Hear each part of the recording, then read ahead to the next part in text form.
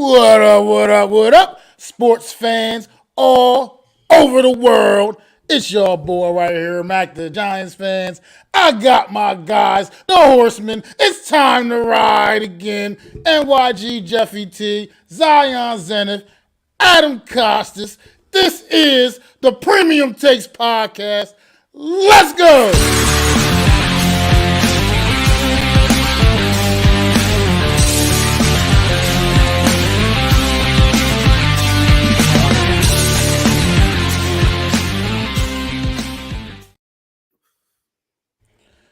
Good afternoon, Let's get it. everyone. Let's go. Welcome to the Premium Takes Podcast with my guys, the Four Horsemen, man. The Four Horsemen of YouTube. We are riding again, man. How y'all fellas doing this afternoon?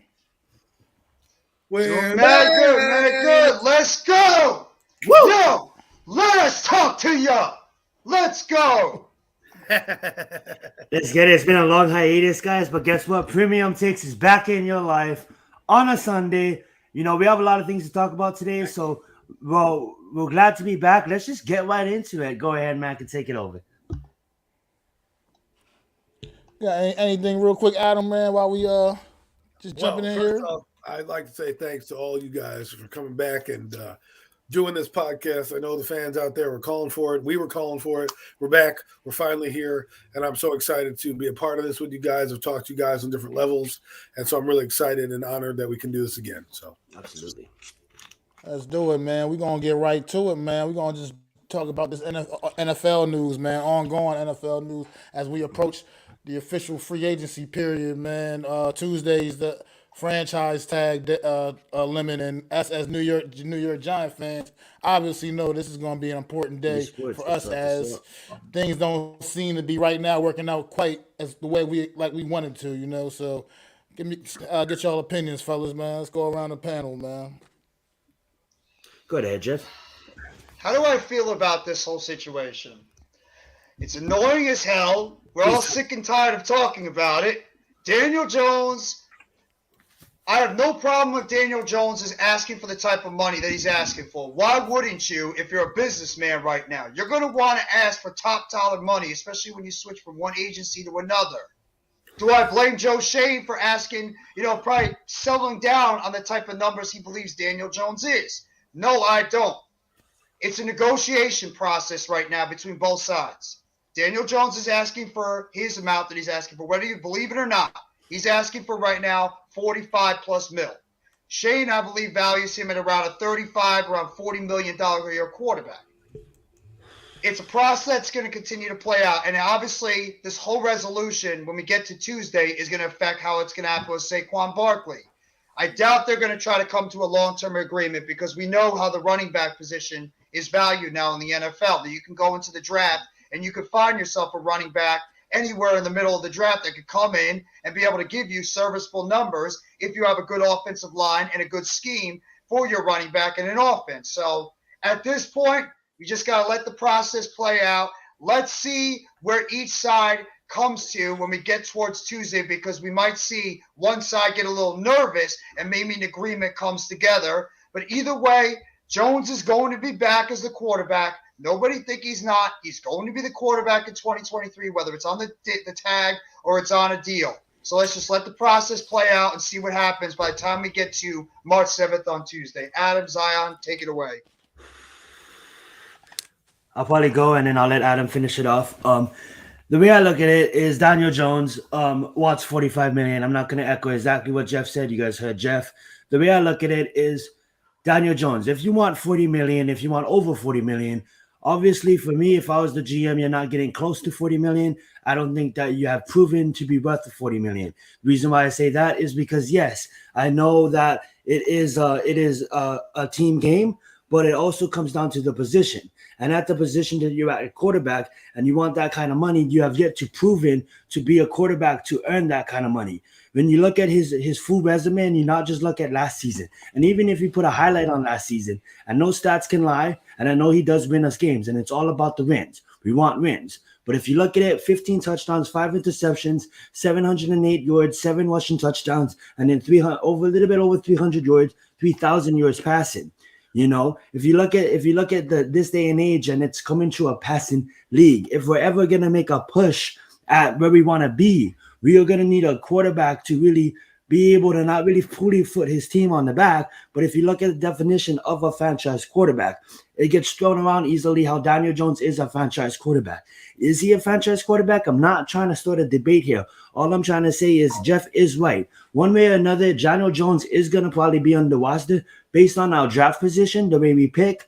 Now, people out there, like AR-15 is blowing out the underwear Olympics and putting up all these good stats. But how does that translate to the football field? Now, AR-15 might even actually move his draft stock all the way up to top 15. You got Will Levis moving his draft stock up again. So we might have 4 quarterbacks taken in the top 20 picks. Then by the time the Giants pick, we might, if people are out there who really say like they don't like Daniel Jones and they're really looking to get a quarterback at this draft, we can draft a quarterback, but it's not going to probably be a day one starter. So hence is Jeff's point. If we do end up franchising, if we can't get to an agreement with Daniel Jones and we end up we'll probably end up franchising, tagging him, because I don't see a quarterback unless we do a massive trade up to get one of these top 4 quarterbacks to be a day one quarterback. So even if we're not comfortable with the agreement with the number, I can still see Daniel Jones on this roster. Now, to finish off my point, Daniel Jones, the way I look at it is Aaron Rodgers. Aaron Rodgers demands that kind of money. Aaron Rodgers deserves that kind of money because his resume demands that kind of money. Aaron Rodgers without receivers last year with a defeated offense still true for 3,900 yards, 26 touchdowns, and I think 12 interceptions or like that. So his numbers are still showing that, hey, Aaron Rodgers is that kind of quarterback. He averages this kind of numbers. Daniel Jones hasn't averaged good numbers yet. It doesn't matter who's around his supporting cast. We've seen quarterbacks out there like Derek Carr have a 4,000-yard season already. We've seen quarterbacks like Mac Jones almost have a 4,000-yard season. We've seen quarterbacks like Matthew Stafford in his second year have a 5,000-yard season. We've seen quarterbacks like Jared Goff have a 4,000-yard season. And then we've seen the top tiers like Joe Burrow and Justin Herbert have multiple 4,000 and Joe Burrow with a 5,000-yard season.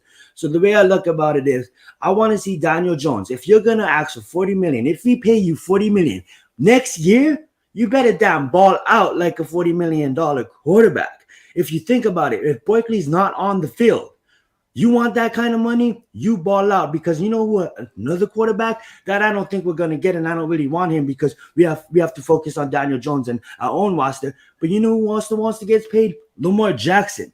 Lamar Jackson deserves that kind of money because you know why? If Barkley's not on the field and Lamar Jackson is on the Giants, guess what? We probably win more games than Daniel Jones without Barkley. So that's why I look at it. And to top my point off and to pass it over to Adam, you look at the playoff one, right? We beat a defeated Vikings team that was hot at the beginning of the season, and kind of the defense let them down at the end. You know, we knew what to do to stop them on offense. We handled them on defense. Now when we actually face a really great team, where was Daniel Jones? He was a part of the team in the slump. You know, back when I was growing up, and you guys can talk for this too, New York Giants, man, we could be down by 7 points with 2 minutes left. We knew when Eli Manning got the ball, we had something going. You know, we had something going against good teams. The only team that Daniel Jones really shown, like, oh my God, was against the Colts. Who the hell was the Colts? These Giants fans was getting so fucking excited and sorry for like he just beat the Chiefs. It was a defeated Colts. It was the Colts. That's what average quarterbacks do. Anyway, let me pass my point to Adam. Don't get me wrong. You just said that the Giants, yeah. The Jones lovers just went nuts after hearing that one. Adam, what you got to follow that up, man? Oh, stop. Adam, real fast. I want Daniel Jones on the roster for a fair price, Daniel. Be realistic. Go right ahead, Adam. My God. Wow, you made me laugh, man. That was kind of funny. That was really a funny thing because, you know what? Look, watching the Combine reminds me of one thing. We can get a guy if we want to get a guy, okay? We're sitting here saying, oh, we can't get this guy. You can definitely get somebody if you want to make a move. And what Zion brought up is something that I bring up a lot. and everyone knows my stance, so I'm going to try to make it more of an overall arching idea as opposed to trying to dig a guy. All I'm saying is what Zion put out there was Daniel Jones' resume. Daniel Jones has won 1 playoff game and won 9 games for the first time in his career. And now we're going to say, hey, let's give you $40 million for doing your job. You know, my point is this. I don't mind that he's average, but I rather have people know that he's average than try to blow sunshine up my ass and tell me that he's better than average. Because what Zion said is what I've been saying to you guys. He gets paid $40 million. We can't have 3,200 yards and 15 touchdowns and accept that. Now, I know people want to accept that if we win a Super Bowl. Okay, if we go on to win 1 Super Bowl and don't win anything else, was it justified to pay him that $40 million? I mean, come on. I want to be a dynasty here. I want to keep winning. What Eli Manning did for this team was that no matter what his stat line was in the game, when you gave him the ball, you're winning the game. And he was much maligned like Daniel. But in his 4th year, he goes out and he wins the Super Bowl. After that Super Bowl, it changed his life. Now, I'm not saying that Daniel can't be that guy.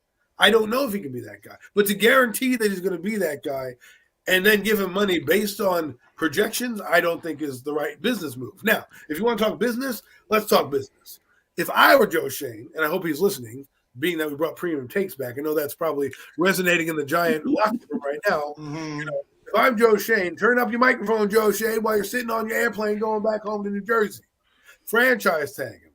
Tell Daniel, okay, man, we can't pay you $40 million because people realize this is a business. Businesses don't always have money to pay you. That's why people move on to different businesses, different parts of their career. Listen, if you have a job and you've done your job to what they've asked and they say, Daniel, we can only give you this much in your raise, right? And you have a job out there that you know can give you more, right? Well, your job's not going to say, hey, man, screw you. You're an asshole. Go take it. They're going to say, listen, this is the money we can give you. Enjoy that. We want you to come back, but if you can get better options, go get better options. And if you put the franchise tag on him, I guarantee you nobody's giving us 2 first-round picks for Daniel Jones, right? If Lamar Jackson and the Ravens do that, I'd be running to the Ravens right now with 2 first-round picks. Say, here you go, I'll take him off your hands. Because if they were smart, they would give him the $45 million tag, and no one can really match that, and then they can trade him later if they really want to. Daniel hasn't done much. He hasn't done half of what Lamar Jackson's done. He hasn't done half of what Derek Carr has done. Hell, dare I say he hasn't even done half of what Jimmy G has done.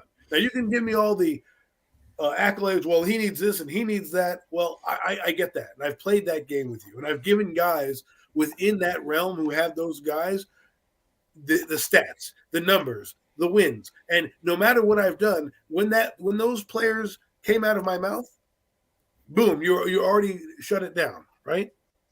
So, for example, I'm going to read out some numbers right now for you real quick and see if you wouldn't want this on your team, right? I'm not going to tell you who it is. I'm not going to tell you the player. And we can decipher if those are good numbers. Then when I tell you the player's name, let's see if your mood changes, okay?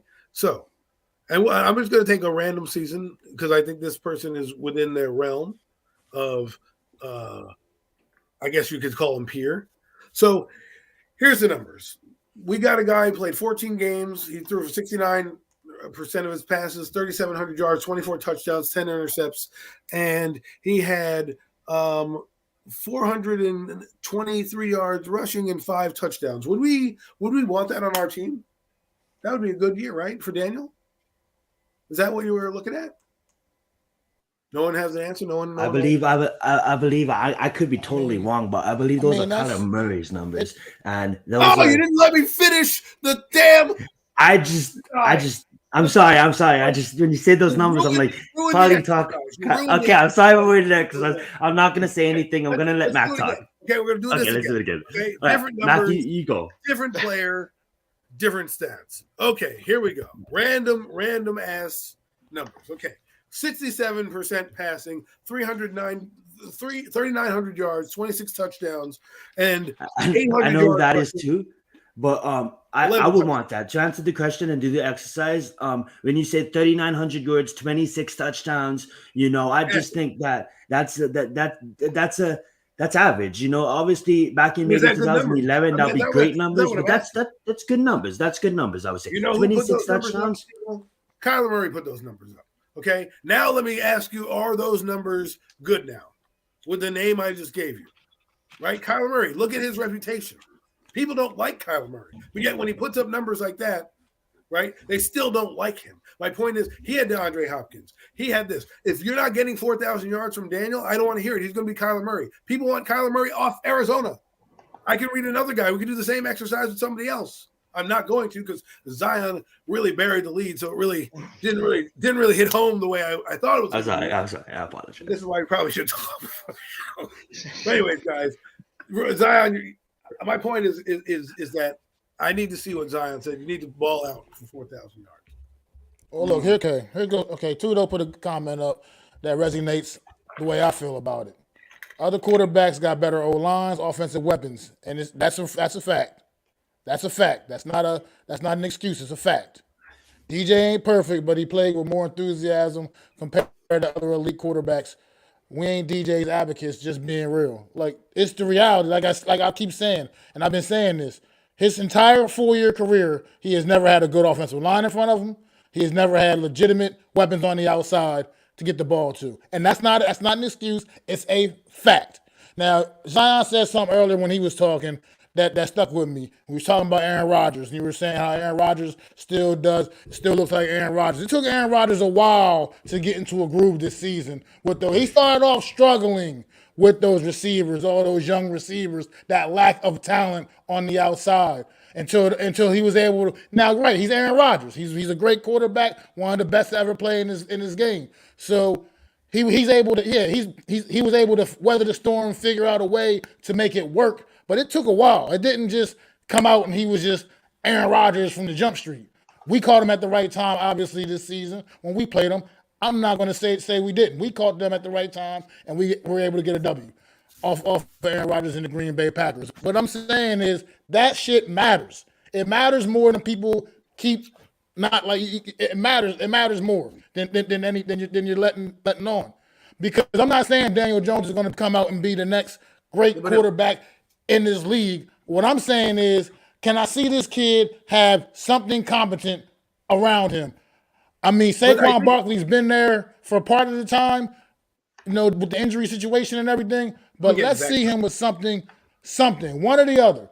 Can he have a good offensive line, or can he have at least some decent fucking weapons? Like I said, I use that example with Joe Burrow. Like I said, he has a shitty offensive line. We know that one is as bad as ours, but if not worse. But he also has Jamar Chase, Tyler Boyd, T. Higgins, Joe Mixon. He has guys that can still help him offensively to weather the storm of that bad offensive line. We got a bad offensive line, and we don't have receivers that are necessarily great. We got a bunch of guys that ain't no better than number 3s posing as number 1s. That's what we're dealing with. So it does matter. It has an impact to an extent. And until I see Daniel Jones with something, at least something, I can't just make just a full brash opinion of him. I can say that based off of what we know about him right now, is he $40 million? I'd have a hard time paying him the money he's asking for. Myself personally, I would also have a hard time paying him that money because his resume hasn't said he's earned that kind of money yet. You don't just give it, like you said, you don't just give it to you because we think you might be able to. Unfortunately, it's just the luck of the draw. We haven't seen it. Street, because that's what we've been saying. And in Costa Street here, what we've been saying is he hasn't earned the right to be called the $40 million quarterback, which you just said. Now, if you want to say that he comes back, that's a different argument. I don't care about that. He's probably earned the right to come back. I'm saying is like this. I get your points about the fact about offensive lines, but how many times are we looking across the league where guys are in and out of the offensive line? Arizona's offensive line is not that great. They had DeAndre Hopkins. He's been in and out of the lineup for the last few years with Arizona. Those numbers are still put up by that guy, right? Still averages. Rodgers didn't have a great offensive line, still figured it out, and was Aaron Rodgers and threw 26 touchdowns. So my point is, where is the basis? Where is the stopping of, he didn't have an offensive line. If he has an offensive line next year and players, and he still puts up 300 yards and 15 touchdowns, and he gets paid $40 million. What if he doesn't? What if he doesn't? What if he does? What if he does blow it up next year? When he has things in place? Blowing it up? Between you and me, what is blowing it up? Because me saying blowing it up is 4,000 yards, 26 touchdowns, and you run it all over. You got to give me skeleton Josh Allen numbers, meaning you got to give me a poor man's Josh Allen numbers. Josh Allen's doing that on a consistent basis. Now, I know people are going to say, don't call him Josh Allen. That's not what I'm saying. What I'm saying is you want to be paid $40 million, you better pay. You better play like it's $40 million. I can't have you have 3,500 yards, 15 touchdowns. Ooh, we win 9 games. Great. No, I'm not paying $40 million a year to a guy to give me average numbers. I might as well just take a young guy and see if I can get that out of a young guy. I look at it too, and like the only reason why, like Daniel, like if you want 35, 37 mil, let's do it. And I get I believe Tudo brought up the point about quarterbacks about to be getting paid 60 due to the fact I get it, like YouTube TV, Sunday Ticket, all these new acquisitions. But then again, I mean, like we have known to in recent years to break the bank for a player and not have it work out, aka Kenny Galladay. You know what I'm saying? So that being said, it's like I'm not comfortable breaking the bank for him. And okay, so but say like we end up signing him. I seen a rumor out there and it broke down, and I want to get you guys' thoughts on that. It's like a multi-year contract. I believe it was like 5 years, where we get away with paying him only $12 million the first year, but we pay him $50 million his 5th year. So it's really back-ended. I think that's better because of the fact that we can restructure.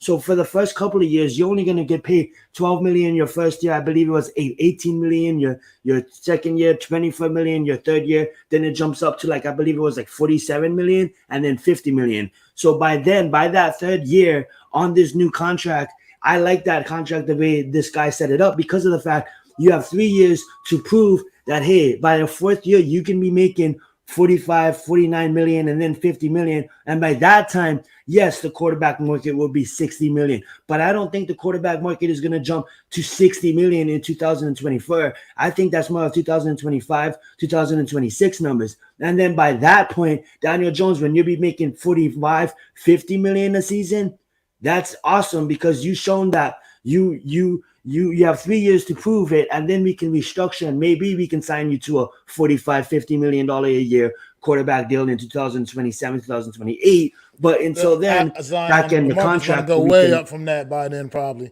Just true, the market's gonna Joe Burrow. That's why we restructure.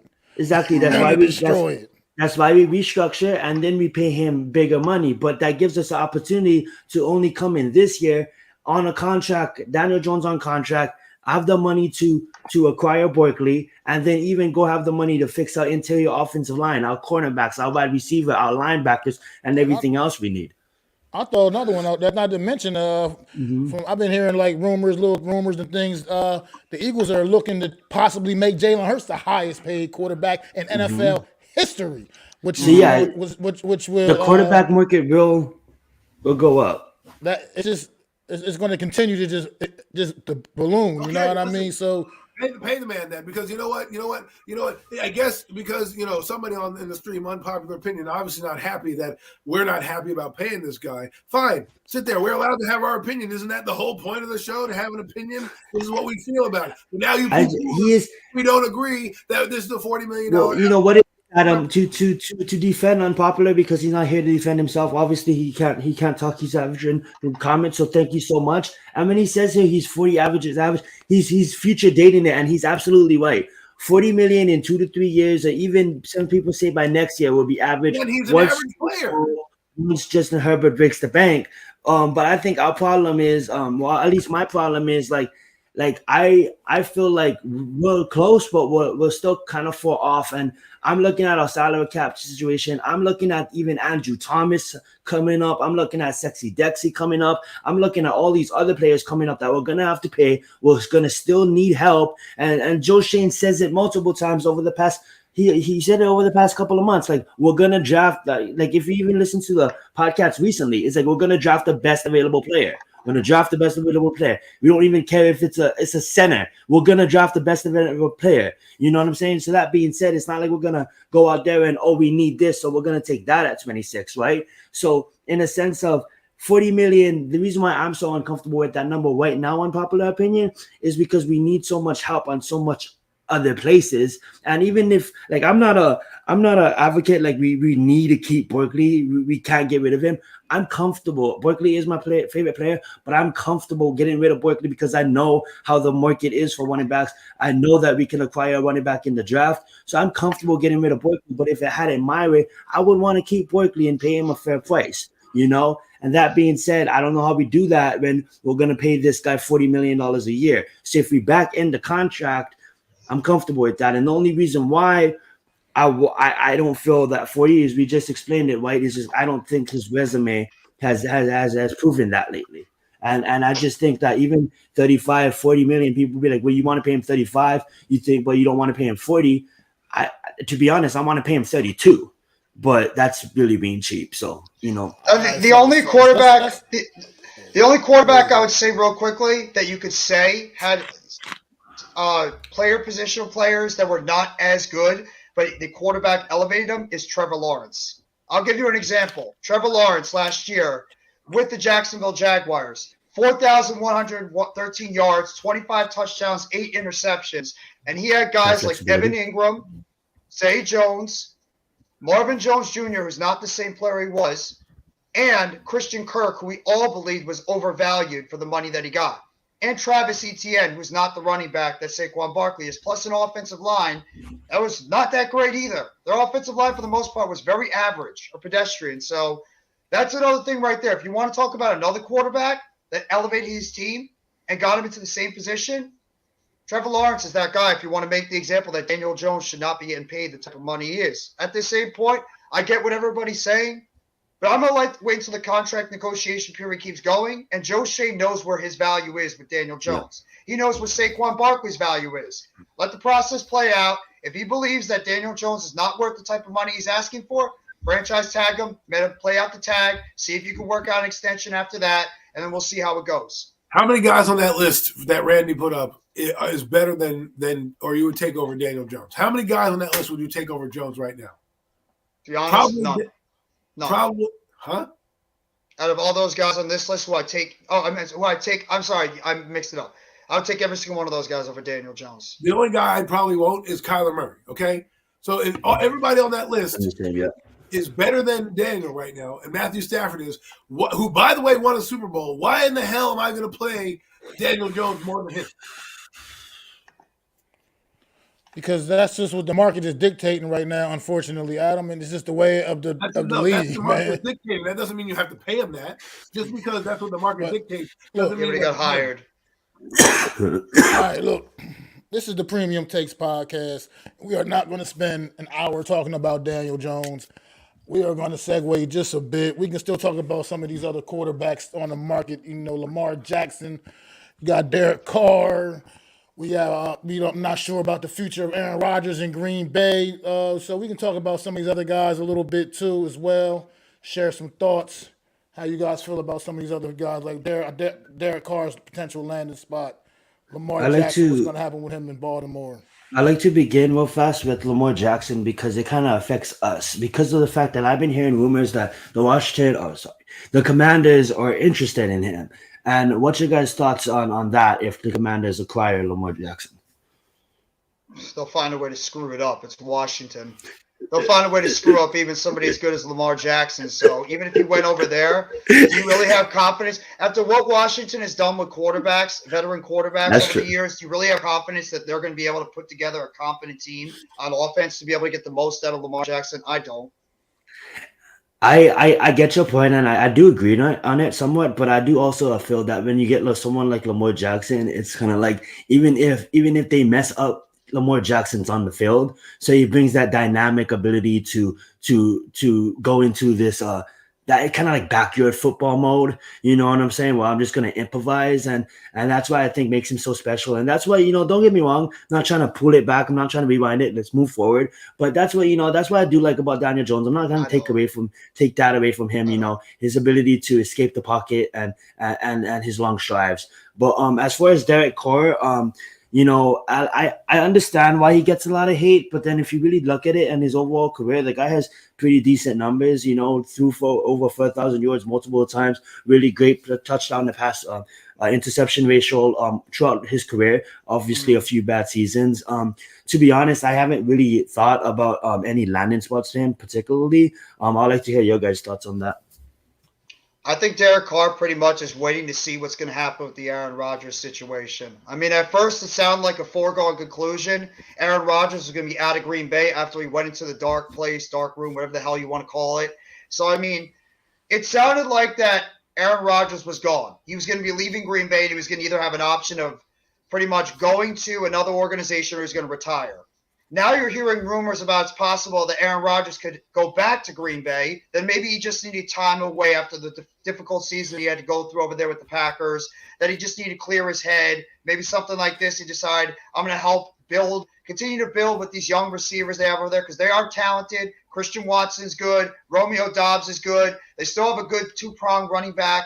They need to get some offensive line help over there. I mean, whatever you think of Matt LaFleur, they still have a decent team over there in Green Bay, so he could decide to ride it out and maybe he doesn't feel like changing organizations. But at the same time, I think the best option for Rodgers, at least, is the Jets because you look at the Jets' talent they have over there, and you think a quarterback, and what's been the biggest problem with the Jets? Quarterback. It's always been the quarterback position, no matter what you think about Robert Saleh as a head coach. I think the quarterback position is the biggest issue with that team because they got talent all over the place. You're getting Breece Hall back from injury. Offensive line does need to get a little bit of work done on it, but I think they'll be able to fix that up in free agency in the draft. So I think that Rodgers is the key. I think Aaron Rodgers is the key to everything in this free agent market. Wherever he goes, I think that's when you'll start seeing the dominoes fall with Derek Carr, with Daniel Jones, Lamar Jackson, everything. I think it all is hinging on what Aaron Rodgers is going to do going forward. I can agree on that. The more gets weighed in on Aaron Rodgers' move. What's your thoughts, Adam? Well, I think, Lamar Jackson is kind of the more interesting one because of what tag they might put on him. Because if they can't get a deal, they'll put a franchise. There's two of them. There's one that's $45 million, and there's one. So the question becomes, which one do you put on him? Because you put the $32 million tag on him. If I am anybody who's anybody, even Joe Shane, I'm going to inquire about how I can get Lamar Jackson for 2 first-round picks. If you put the big tag on him for $45 million, then you can negotiate and probably get a boatload of picks for him when you sign him to a deal. You can say, okay, listen, we can get you 2 first-round picks plus a second and a third next year. I'll do that. I'll get 4 picks as opposed to 2. So I think that's where I would start if I'm Lamar Jackson. If the Ravens do the tag that we think they're going to put on Daniel Jones, then you'd be stupid not to inquire about getting him. Because that guy does have no talent on his team except for Mark Andrews, and not to mention the NFL. I think this was a stat: 1,400 yards that receiving core average. They were the worst in the league. That's not my words. That's NFL.com. I guess I'm some crazy fan. But my point is, he had nobody elevated their play as well. So I would love to see what they do with Lamar Jackson. I think he's the first domino. Aaron Rodgers is doing what Brett Favre has done, right? He tried to say that he was not going to be Brett Favre, and guess what? He's the exact copy of Brett Favre. Hey, do I want to play? Do I not want to play? Do I want to be traded? I think if I'm Green Bay, I make a move and I just send him to a non-conference team, the first of the highest bidder. The Jets would be nice, but here's the thing for the Jets. If you want to do a guy and you're going to invest in a quarterback, you might as well invest in Derek Carr. A little younger, might have a little bit more longevity on the team, might be a little bit more prominent of a role. If you deem you are a Super Bowl team now, right, and you think Nathaniel Hackett, who was Rodgers' play caller, if you think you can get yourself a Super Bowl, then you call that guy up right now and you say, listen, you come here, a 2-year deal, we'll be too good in 2 years, we'll be fighting for the Lombardi. If not, I think Robert Saleh, if you're smart, you go with Derek Carr because Derek Carr is a little bit more experienced. You have more of a veteran team. You'll be in the playoffs. You may not win the Super Bowl, but at least you can keep your job for a while as you figure it out. Aaron Rodgers, it's Super Bowl or bust. You don't just get that guy and be like, well, we're going to be one and done in the playoffs and be happy about it. No, you want to win. So that's what I would look at. And then, the other guys, the other people that are free agents, I think there was one more. Jimmy Garoppolo and Ryan Tannehill, I think. Geno Smith. Don't forget Geno Smith. he's not leaving Seattle. I mean, Seattle's not letting him go. You might want to look at that contract, because that could be the contract that Daniel Kaiser signs, right? Even though Geno Smith had better numbers. But Gino, Seattle with the production at the Under Olympics, Seattle might look at one of these quarterbacks now, but probably still keep Gino on the roster. I agree with you guys. Yeah. No, I think that's what they might do. Go for a quarterback in the middle of the in the NFL draft. Have somebody developing behind Geno, and then if he starts to fall off, you can maybe throw this kid out there. I got some news on Barkley. I mean, it pretty much says, as we all know, NFL Network Ian Rappaport says that Saquon Barkley and the Giants are not close to a deal at all. Shocking. We knew this was going to happen. Barkley's looking like he wants around 14 to 16 mil per season. Obviously, I don't see both of the sides come close right now to a deal. I think this is going to play out until around free agency at the beginning, and he might test out free agency. We'll see. Well, that's something that's interesting, because for all you Daniel Jones lovers out there, because apparently having an opinion against him makes me an anti-Giant fan. But we'll see how really good he is without having a number 26 back there. Because people say we don't have any talent, but 26 to me is the best talent we have, and a lot better than some of these skill players and a lot of the other teams that we talk about.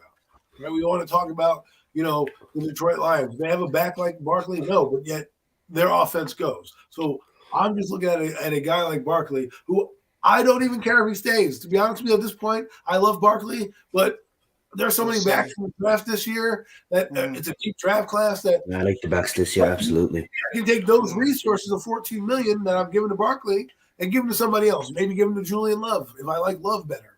I don't think he gets paid by the Giants, but to me, Barkley is an intriguing matchup, because he's done. I'll put it this way: he's done more than Daniel Jones has in his career, but yet I don't mind to see. I could see him walking.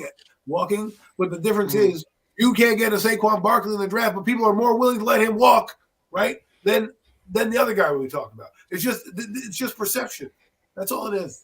You might be able to, if that I forget his name, but if that number one quarterback falls to 26, but he probably wouldn't, because if Anthony he falls Richardson? to 20, not Anthony Richardson, it's the running back. Oh, he's like about- really he's really talking about good. Bijan Robinson? Dude, Yeah, Robinson. He's If not dropping Robinson, that far. He's not dropping that yeah, far. he's not dropping No, I that think it's going to be far. top 10, but- top 15. Yeah, He's but like. in the ball. There's a Yeah. rumor coming out. No, I'm just kidding. I don't know. No, if for any It might reason, be. if for any reason he's there and repicked, we're taking him no matter what, guys. That's a fact. Like, that is a fact. Like, if he's on the board, we are taking him. Well, if we he's don't there when sign we Horsemen. pick, we wouldn't have much of a choice but to take him, because the talent would just be Yeah. too That's much the only to pass up. that's the only running back I see that can probably put up Barkley and these top elite kind of numbers. There's obviously other running backs in the draft too that we never know, because you look at recent years, these running backs coming out of the 5th round are putting up good numbers. Yeah. So running We back, also have to that's wonder- why Look, we here's the pick deal. quarterback. The Saquon Barkley thing. I think most of y'all should know that I'm a huge Saquon Barkley guy. I think we all are I on that, don't. on that I train. do not want to see Saquon Barkley go by any means. I think Neither the do I. narrative that running backs are so much easily replaced is what the problem is here. That's what the whole problem is. Running backs are so undervalued now in today's NFL that it's just like, we can just get another running back next year. No big deal. We can just get another guy in the draft. And granted, when you got guys like Pacheco from a year ago and doing the things that he did and making the splash plays coming in the league, it does kind of appear that way. So it's like it seems those seem to be substantiated facts that you can just replace a running back. Granted, you're right. You're not going to pluck another Saquon Barkley off the tree in the draft. You're not Saquon Barkley. But at the same time, you feel like more confident you can get another guy that can still come in and still be effective enough to keep your offense going. And maybe you just don't feel that way about the quarterback position. And maybe you don't know how these guys really feel about Daniel Jones. I don't know. I'm not in the meetings with them. I don't know their true feelings with Daniel Jones when they're sitting in those meetings. And maybe they really do feel like we're not going to find another guy in this draft that's better than the guy we already got right here, right now. Maybe that's how they truly feel. I have no idea. None of us will ever know that. But that's what it all comes down to. It's just semantics that you can go ahead. We can always replace the running backs. No big deal. We're not going to be able to replace the quarterback as easily. So that just puts a priority on the quarterback. And that's just the way the NFL is set up now and designed. It is what it is. So the quarterback's going to always be a priority. Going to always be the priority over a running back. And if you could rewind, like to add to that point, rewind time 5 years. Todd Gurley, Devontae Freeman, like Melvin Gordon. It's the position, absolutely facts. And then if you have to choose one, it's the quarterback position because exactly what Max said. I'm not going to echo and repeat. And also the fact too, what kind of offense are we running next year with the Giants? This year was more of a running game predicated offense, but are we going to spread it out a lot more? That's the thing too. Are we going to be more of a spread offense and try to throw the ball, go 11 personnel a lot more, which might not have the running back as important in the offense compared to what we did this past year, where we were more of a run blocking, run-oriented offense because of the lack of personnel we have on the outside. So that might have something to do with what they do with Saquon Barkley as well as the running back position going forward, is what kind of offense are we going to be running in 2023. And that's why I really want to I personally want them to work it out, and if we keep, I want them to really like work out a fair offer, a reasonable offer at Daniel, a good and fair offer at Barkley, just because I don't want to lose Barkley, keep Daniel, and then we have a problem where like we can pass the ball all of a sudden, but now we can't run the ball. You know what I'm saying? So that's what I don't want. And I'm not saying there's not going to be a running back that's not going to come in and do his job. Excuses. But I that's a good point, Adam. Can you say that again? Please bring Barkley back because I don't want to hear any more excuses, right? Because if Daniel goes out and fails with no Barkley, what the end all be all? Like, oh, well, he didn't have a star running back behind him like Saquon Barkley. They let him go. I don't want to hear it. Bring him back, please, Joe Shane. Bring him back. So if he does fail, there's no ifs, ands, or buts about it. It's like he had everything that he needed: receiver, line, running back. Yeah, and then like say if we I know we're gonna move on. We've been on this for a while as well, but say we sign Barkley, we sign Daniel, and then we can look at the interior offensive line, the cornerbacks, the linebackers, the receivers, add to the build, and that's why right now, guys, as people who's a fan of the show that maybe not maybe fans of the Giants, a fan of the NFL, because we do talk about all these sports years. That's why us as Giants fans is talking about Daniel Jones, talking about Barkley, because of the fact that this does control our offense. And if we can't get a deal done with Daniel Jones, we know what we're gonna attack in free agency and the draft, vice versa. You know what I'm saying? So that's why this is so at the front lines. We have two people who would say franchise players that has both need to get offers at the same time. Both Barkley and Daniel Jones has been the face of this franchise, whether you want to believe it or not. I know we have some guys on defense now, like Kayvon, that's going to become a face. But right now, it's been Barkley's team, and Daniel Jones is one of the faces of it. So the fact that there are two lining up at the exact same time, that we need to give both of our franchise guys contracts, our offseason is dependent and on hold until this all works itself out. The only two guys, in my opinion, that are guaranteed to be here long term is Andrew Thomas and Dexter Lawrence. They're the only two. Everybody else, if they go, so be it. If they stay, so be it. Go ahead, Mac. I'm sorry. Well, no, right now, man, we just going to leave that in the hands of Joe Shane and the powers that be. But for right now, still keeping it in the NFL for a little bit longer. We're going to go to the scouting combine going down this weekend in Indianapolis. Any standouts? We obviously know what AR-15's been doing, man, and he blew the combine up, and his stock has absolutely risen through the roof, man. Absolutely. Just after his workout yesterday. Any thoughts on any AR-15? Anybody else standing out to you guys in the combine? I didn't really watch much of the combine because I worked through it a lot. But what I would have to say is I did love how a lot of the guys this year, in future years, don't get me wrong, we have a lot of studs. But it just seemed that the players that wasn't supposed to move as fast ran 40s. And I get it, they're not in full pads, but I was kind of impressed with the edge rushes, the linebackers, the weight on these guys and the ability to move. There's nothing. It wasn't any outlier performances. Obviously, you mentioned AR-15. He had an amazing combine. I'm not trying to take anything away from the kid. When I made my point previously in the show, the kid's amazing and deservedly so of a first round stock evaluated talent in a sense. But outside of that, I can't really say much on the combine. I know that Premium Takes is gonna be back, so keep on watching every week, guys. We're gonna give you more and more news about these players coming up. We're gonna do breakdowns on the list, top wide receivers, top running backs, quarterbacks, cornerbacks, so on and so forth. But I'm just gonna let Jeff and Adam take over if you guys did watch the combine, and we'd love to hear you guys' thoughts. Well, I mean, I wasn't home. I didn't get a chance to watch it. I was out yesterday, but at least one of the guys that Washington's one had catches nice. Yeah, Washington, I heard, had a really good standout, but I'm going with the other. Everybody keeps talking about the one Tennessee wide receiver, Jalen Hyatt. I'm talking about the other one, Cedric Tillman. I've been higher on Tillman as an overall player compared to Hyatt because I just think he's a better fit as an outside receiver, guy that can go and high point the ball. I think he's a better route runner overall than Hyatt. Hyatt's just got that incredible blazing speed.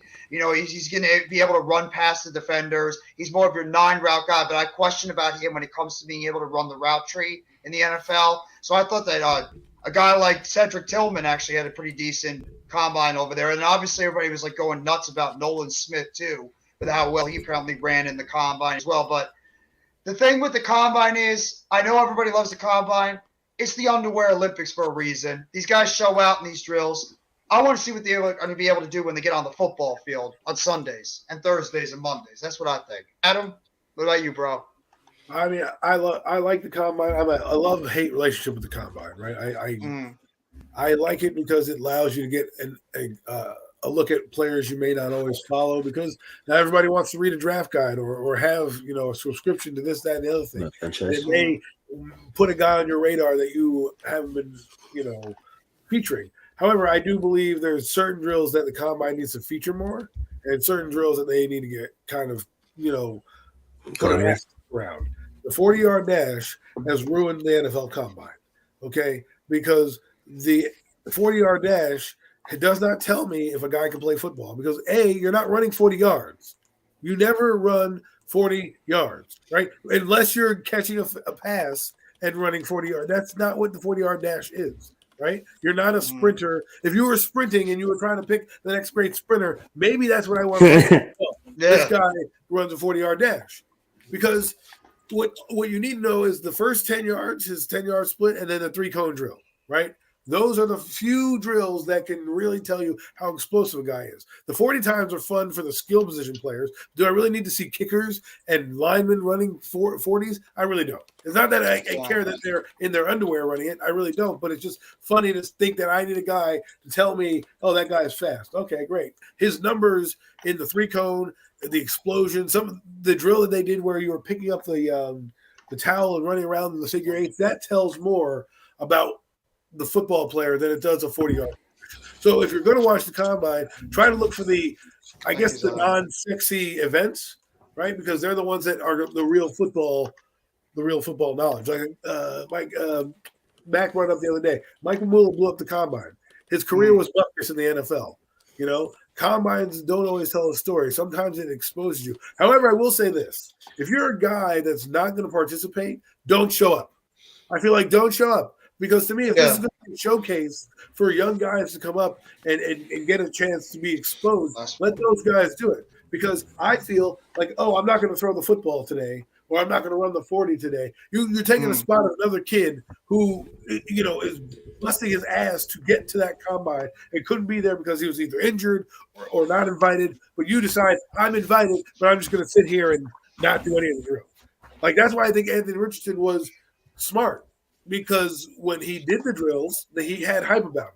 And then to blow the doors off the drills, I mean, the dude is 244 pounds running a 4.4. I don't know if you know what that is. That's a Mack truck coming at you.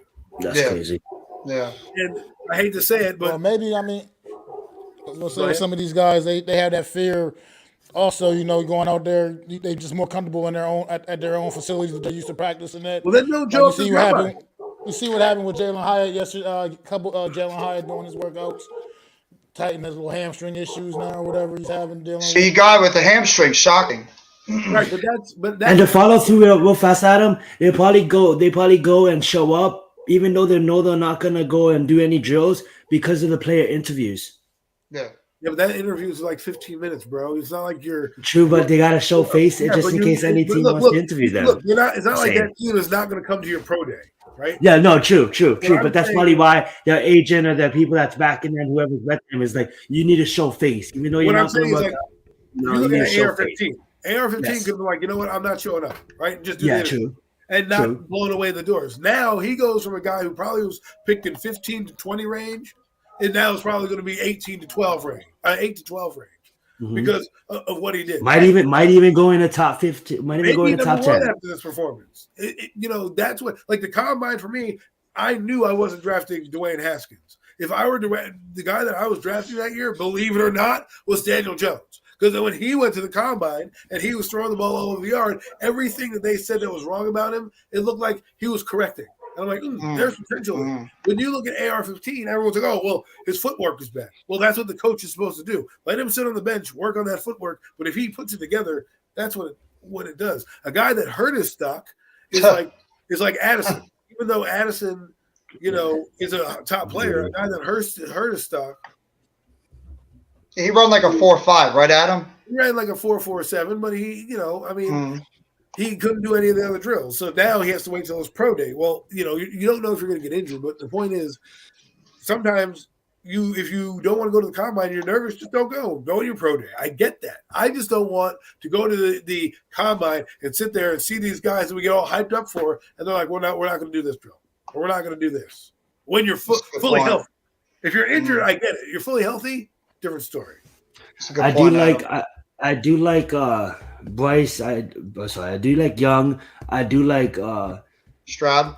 Sorry, but I do believe that AR-15 does have the highest potential out of all of these guys coming out, like the highest ceiling. You know what I'm saying? Because once that is, I believe truly that's another Lamar Jackson in a sense. You know what I'm saying? That can be. Go to the right team. But yes, exactly. Go to the right team and right situation. Right position. Absolutely. Because like a guy like a that's CJ a good Stroud. example. Sorry. Oh, go ahead. I can say a guy like That's a good CJ example. Stroud. Like what? Go ahead. Sorry. Still working out the case. A guy like CJ Stroud. That's never so bad, guys. He had a good combine, but because AR-15 did what he did, you're not going to look at it. He's the most NFL ready guy, I believe. So if you put AR-15 on the Panthers, that's probably a good fit for them. You put AR-15 on the Colts, probably not going to work out, right? No, absolutely not. Well, I was gonna say that's like an example. Like, he got like Bijan Robinson, the running back we were talking about earlier from Texas. That kid is like he's obviously the number one running back in this draft. He's going to go high. He's going to go. He honestly could possibly go as high as the top 10 at the running back position, which doesn't happen very often in today's modern NFL and draft. I think they mentioned earlier Saquon Barkley was the last top prospect running back to really actually get plucked very high in the draft like that inside the top 10, top 5 for Saquon Barkley actually. And but this kid is still going to go. He's at the combine. He's going to still do everything, even though he had nothing to prove. You know what I mean? No matter what happens through this process, he's going to be the top running back going into April, into the draft. But he still wants to go out there and show these teams what he can do. And he's probably, for the sake of, look, I know people don't draft running backs that high often anymore, but look, I'm worth it. Take that, call my name, pretty much. Send that card to the commissioner, have my name on it. You're going to regret it if you don't. I mean, this kid can literally do everything. He can split out wide. He can do all. He's just an absolute offensive weapon. And I think it is going to be a lot of teams passing up on him because of that running back narrative. And I think he's the kind of kid that's going to make people pay. Going to come in with a chip on his shoulder and just ball out next year as a rookie. And here you go right now. My way too early prediction. Bijan Robinson, Offensive Rookie of the Year next year. You heard it here first. I like I that. don't know what team he's going to be on. We need a premium take sound effect. So when you make a premium take, we'll get a soundboard going on. Absolutely. Folks, that is a premium take. Because right there, Mac just made something sight unseen. Thank you, Mitch. Sight unseen. Mac is going with B.J. Robinson as Offensive Rookie of the Year. Absolutely. I'm going with Will Levis. Ooh, wow. I love it. Notice I'm not saying that with a straight face because I don't believe he's going to be the Rookie of the Year. No, I think it's going to go to. It's probably going to go to a quarterback, most likely. So we'll see. And probably watching the AR-15. That'd be funny. yeah, that's I was actually just about to say it's gonna probably be And if it Anthony is, Richardson. Clip that, and we can play that for years to come. Because apparently, go. I only say things once in a while that people can appreciate. You know, I'm good for the clips. That's true. That's true. That's man. Mac is great with the clips, man. My God. Listerine, Yes, everyone. You know We're it. having Listerine this fall. I hope you like it. I heard about this running It's back It's from gonna be the gold. It's Minnesota. gonna be the gold Listerine though. Nobody really likes it, but it's still Listerine. 19 straight games with 100 yards. Oh, that got Wow.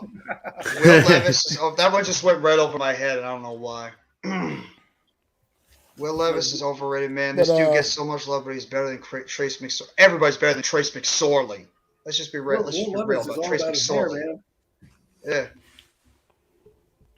Any more on NFL, fellas, before we start with other things? This is, after all, the Premium Takes podcast.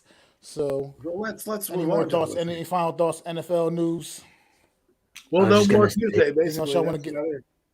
Yeah, let the process we- play Something to out. get off Yeah, your that's chest. exactly what I was gonna say. I love the. Any I love last the Daniel change. Jones comments? Please I no, love- please no. I love the change. I love the regime change. I love what we did last year. Coach of the year, baby. Well, anyway, coach of the year. Joe Shane has really proven to be a legit GM, just saying it how it is, no bullshit, cutting it out straight dry when he gives his interviews. I love the place that the Giants is in right now, and let the process play out. Let's go. That's all I gotta say is let's get let it. Joe Shane Let's go move out it there on. and do his magic this offseason. Whatever it is, That's we're great. all on this board. We're still Giants fans, no matter who's here and who's not here. We all rock the We blue. all want to see the team succeed. Yep. Fellas, let y'all take the lead here, man. I know y'all all got a lot to say. I'm not the biggest NBA guy these days, but I know you guys all tune in. Y'all all got y'all teams. Y'all got y'all guys. Brooklyn, Yeah, fuck them. Nets Fuck up Kevin there. Durant. That's all I gotta say. Miami Heat, Zion. That's all I gotta say you about guys that. want to talk Get it. talk a little talk, man. How things going in the NBA for you guys, man? Right, at least lately. I'll try to catch up. I'm gonna be short. I'm gonna be simple. This season, I haven't watched it at the beginning, but I started watching it now. We was off to a bad start. We kind of fixed a few things. What I do want to point out is, and people might think I'm crazy saying this, but I think the acquisition of Kevin Love makes us a dark horse. Being that we have a team where, we're struggling, and I believe we're 7th right now, but look who else is struggling. The defending champions are struggling, but guess what? The defending champions is going to be there. You know what I'm saying? I'm not calling Miami Heat Golden State, but all I'm saying is, we have all these other teams struggling, and this is where it matters, the push to the playoffs. I'm confident that Miami will enter into the playoffs, and what I do want to say is, the acquisitions of Zeller and K-Love to this team is exactly what we need. Now we can match up with mostly any team. We have bigs, we have smalls, and we have 7 of guys on our team that can easily put up 20 points a game. We're a loaded roster. I might be biased here, but I think we have one of the better benches in all of the NBA. We're not a super team by whatever moves, but we do have a tough conference. We still have Boston. We have Milwaukee. We have a lot of teams to overcome. Obviously, we have the Sixers. Can't forget about them. But I'm lucky we don't have the Clippers. I'm lucky we don't see Golden State. So I can't forget about the Suns. KD makes me mad. So screw the Suns. But that being said, they're not in our conference, so we don't have to worry about them. What we do have to worry about is the Sixers. Obviously, the Nets. You guys have a decent roster. The Knicks, absolutely. The Knicks been looking good with Randall Brunson. Has really been having a great season. But one thing I want to point out, I know I'm a Miami Heat fan, but I have to give shout outs to 2 players that just been having great seasons. Tyrese Hallenberger and Lauri Markkanen. Man, great guys. Lauri Markkanen to even, be featured as a starter in the All-Star game, man. Obviously, it's probably because he was from Utah, but even not to take anything away from Lauri and the Utah Jazz, man, he's been having a great season with them.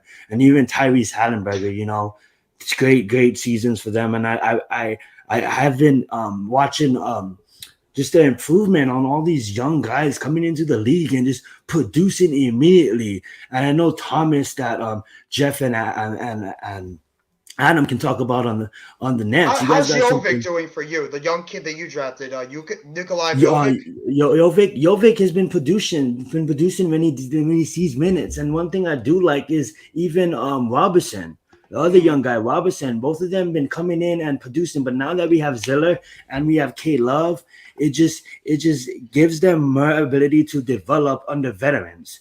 Because when Bam is out, we can put in Zeller or we can put in K Love. And then don't get me wrong, Jokic and Robertson still gets minutes, but we don't have to force feed them minutes. We finally have a roster where I feel comfortable with. Like we don't have an all-star.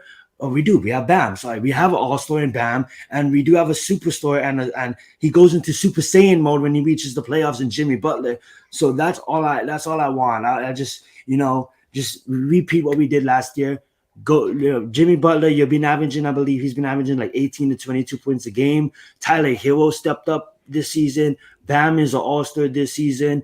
I am really comfortable. I do believe that the Heat is a dark horse team this year. And I truly believe that we can make it to the conference championship, the Eastern Conference Championship game. I know that Westbrook is that's Clippers of Myers. I know Embiid and that roster that the Sixers have, but I just truly believe I'm truly confident in my team with the ability to we can. I'm just I'm just I'm just happy that we're in a state where we're not like after LeBron left us, and I'm always in debt to LeBron for winning us 2 championships back to back. We was in salary cap hell for like 10 years, signing Whiteside, signing Gorgeous, not working out. And then I'm glad to say that the Miami Heat is actually, back where we need to be. And, I'm fully confident, say if Kyle's not on the floor, Max can come in. If Tyler's not on the floor, Victor Oladipo can come in, or Max. I said Max. Gabe Vincent can come in or something. You know what I'm saying? If Jimmy Butler's not on the floor, and our bench is just when our starters leave the floor. All I'm trying to say is to wrap this up because I know I'm dragging this on. I like When our Caleb starters Martin leave too the for you floor, guys as Caleb well. Morton, exactly. When our starters leave the floor, like we can come, our bench can still play competitive basketball. And one thing I'm going to end it with, Robertson, not the rookie I was just talking about, the shooter Robertson, his hand was giving him problems early on in the season. His wrist, he's getting healthier, and he'll be ready for the playoffs. So we get another 3-point shooter back. And one thing I'm gonna leave it at too. I always say one thing, I add something more.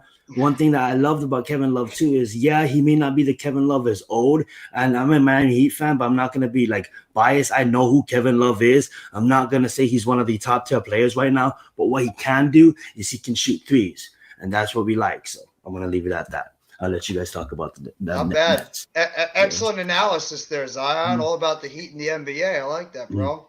Well, I mean, I don't usually like getting salty, but when I have a reason, Adam has a reason, and us Nets fans have reasons to be salty after what we've gone through over the past 4 years with our team, with the drama and the BS. I mean, we've made it well documented what we've had to go through as Nets fans with the idiotic stuff going on off the court, more important than actually what's been going on the court. And obviously, we were a team that a lot of people still predicted to possibly make it to the Eastern Conference Finals or even the NBA championship and win it all. Obviously, that didn't happen because of the drama that went on in the offseason. KD wanted to be traded. Kyrie Irving wanted to be traded, not getting his contract. Then we come into the season. Everything is off to a really rough start. They're just not putting it together. Then obviously they start hitting their stride. We get above 500. And then we go on an 18-game win streak. Well, it was like a 16, 17 win streak during the season. Everything's riding high. And then that one afternoon against the Miami Heat, where Jimmy Butler lands against Kevin Durant's knee, ends up spraining his MCL. Durant's out again, like it happened last year. And then Kyrie Irving, he's trying to work out a long-term deal. He's not able to work out a long-term deal, and he ends up wanting to get traded. And then we obviously saw what happened. Irving gets traded to Dallas. We get Dinwiddie and Dorian Finney-Smith. And then Durant, the night after, he wants to get traded. He gets traded to Phoenix. We get Cam Johnson, Mikal Bridges, and a bunch of picks. So I'm not surprised that the past 4 games, I'm not going to the Celtics game just yet, but the past 4 games before that, the Nets struggled. When you're a team that's got new players that you're integrating onto your team, it's going to take some time for you to build a chemistry with one another, and it's going to be a rough road. The defense at first looked pretty good, but in that 4-game stretch, this team couldn't buy a defensive play. They were giving up about 125 points per game. They couldn't stop anybody. The wing defense was horrendous. They were getting abused in the down low. It's been a really rough what's going on, Miz? It's been a really rough go for the Nets for the past 4 games. They were getting blown out by the Knicks, getting blown out by the Bulls. We lost a tough one against the Hawks with that buzzer beater by Trae Young after Cam Johnson just hit a 3 to tie it. So, I mean, the Nets were a team that looked like they were just going to keep going down in the Eastern Conference, and it looked the same way when we were playing against Boston. But I will give credit. I will give credit to Jacques Vaughn and those players after being down by 28 points to the Boston Celtics, a team that has handled us for 10 straight games. And this team managed to have the moxie and the gumption to battle all the way back, take the lead, and find a way to close out the Boston Celtics again in that game to get that big-time win. You have no idea what a win like that against a team that has been able to dominate us for literally 10 straight games, how that can really help out a team going forward. They got a game, obviously, this afternoon. My thing with the Nets, my expectations is they're not going to win a championship this year. I don't think they are, but they have a lot of good players on this team. A lot of good young players on this team. Namely, I'm going right to Mikal Bridges. Everything I've seen of this kid has impressed the hell out of me. His defense is elite. His offense is starting to really emerge now as something not close to it, not really elite yet, but he's starting to become one of those upper echelon offensive players. Cam Johnson, this kid could shoot, especially from the three-point line. I love Nicholas Claxton as a player defensively. The guy might be defensive player of the year when it's all said and done. Offensively, he's not terrible. He's around the basket. Can get some of the, put-back baskets. Can even dribble the ball up to the court. I like Dorian Finney-Smith as a decent power forward. He's not great offensively, but he's good at cleaning up the glass. I mean, Cam Thomas, he's a great offensive player. But the problem is Thomas is still rough around the edges with the rest of his game. The bench he's so young. He has his ceiling, though, Jeff.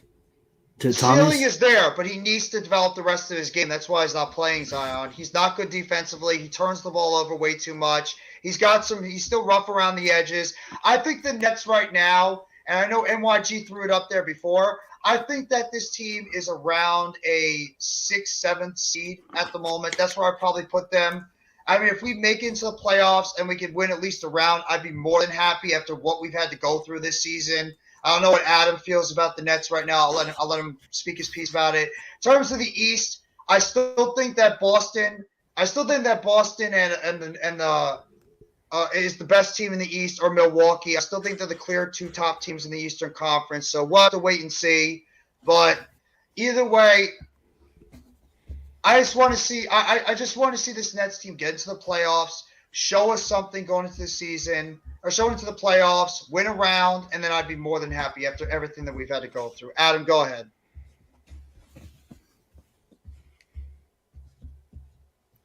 Well, You better not be trolling, Miz. Well, it's addition by subtraction, I guess, right? We wanted to see kind of growth from the team, and we're getting that. We're getting guys who are hungry, playing hard. They may not be the best, but they're going to play hard for this team. And I think it's time for the Nets to kind of keep home growing their talent and just build your team and stop trying to chase these superstars and these championships. Right now, you're on the East, right? There's not a lot of powerhouses in the East. If you look at what the teams like the 76ers have done, they had Joel Embiid as their superstar. He was a homegrown guy. Then they brought in James Harden. Let's do that. Let's get our own guy first. Let's make the right moves. Keep this young core of guys, because what have you seen? In the NBA, the best team wins. So if you have a bunch of guys who can score the basketball and play defense, that's just as good as one guy who can do it all and a bunch of nobodies. Right? And that's what the Nets were. Is he trolling, dog? You're going to piss Adam off. Don't do that, Miz. No, not me.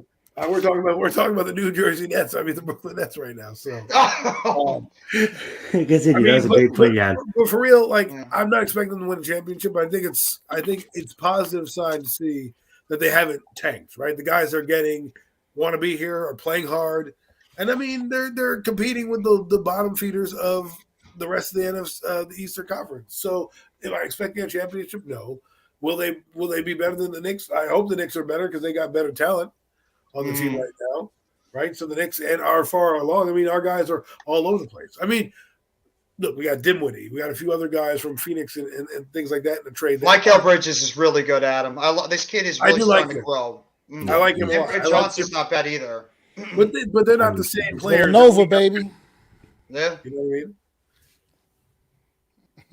So to me, I'm just like, I'm excited to see where these guys go. Dimwitty is pretty cool. And the NBA has been fun. I mean, I don't know who's going to win the championship this year. It's looking like, I hate to say this, Boston looks phenomenal. Jason Tatum is a friggin' star. The only problem I have with Tatum sometimes, where I think he can become the elite star, is that when he's having a bad game, to find a way to still take over, right? Because I think his weakness is if he doesn't have a great game, sometimes the Celtics tend to kind of go poo-poo, even though his counterpart, Brown, can shoot the lights out of the gym. And because he's not as flashy as Tatum, he's more of a clutch player. So I think I need to see Tatum step up in the playoffs a little bit this year. But the Boston team is pretty good, man. Pretty good. You know who really helped you out too? Brunson. Since we got Miz in the chat right now, we'll go ahead and stroke his ego a little bit, man. These New York Knicks on an 8-game winning streak right now, lighting up the NBA on fire, man. I honestly think contenders or are they pretenders? Give it to me straight, man. I think they're for real because of the addition of Brunson and what he brought into that team. I mean, like Randall, baby. Randall is playing his lights out, but I think having Brunson there is the same effect that Kyrie's going to play with Luka. Like now that Luka has Kyrie, watch out. But now that Randall shown they sucked lately. Right now, actually, they suck. Yeah, they're struggling, right? But I just think that with Brunson.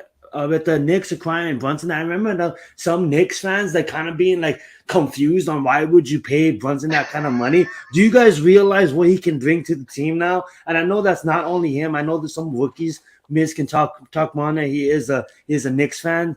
I know some rookies has been performing too, but I believe Brunson was being able to elevate Randall's game, and Randall just having outstanding numbers. And do you think they beat the Celtics? That's the question. No. If you don't believe they're going to beat the Celtics, I don't think they're that level yet. I think they're making the playoffs, but I don't think they're ready to beat a Milwaukee, even a 76ers at this point. Because I will say one thing.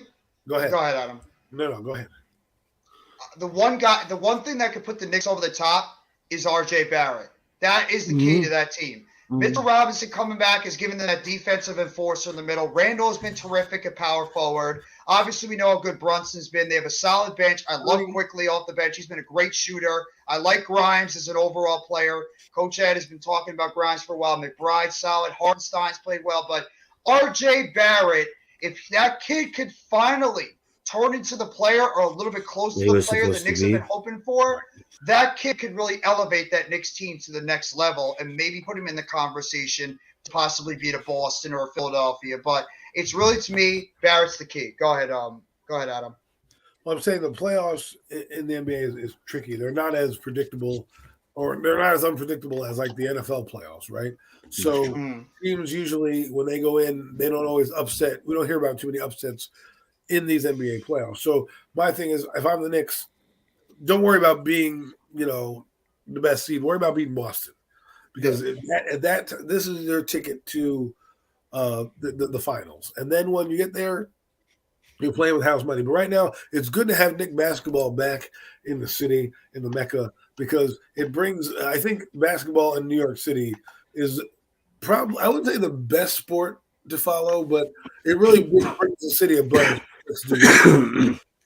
And so good for the Knicks to bring that buzz back to New York. Like the Yankees have their buzz, the Mets have their buzz. When the Knicks are winning basketball games, it's a basketball town, yeah. Totally different atmosphere in New York. So, Can I just touch on something real fast? Yo, Dame Time. If you ever find a way to watch Premium Takes, if you're listening to this, I understand that you want to win a championship for the city of Portland. I do understand that, but bro, it's probably not gonna happen, bro. Go to the Knicks, get Miz. Come, he wants you.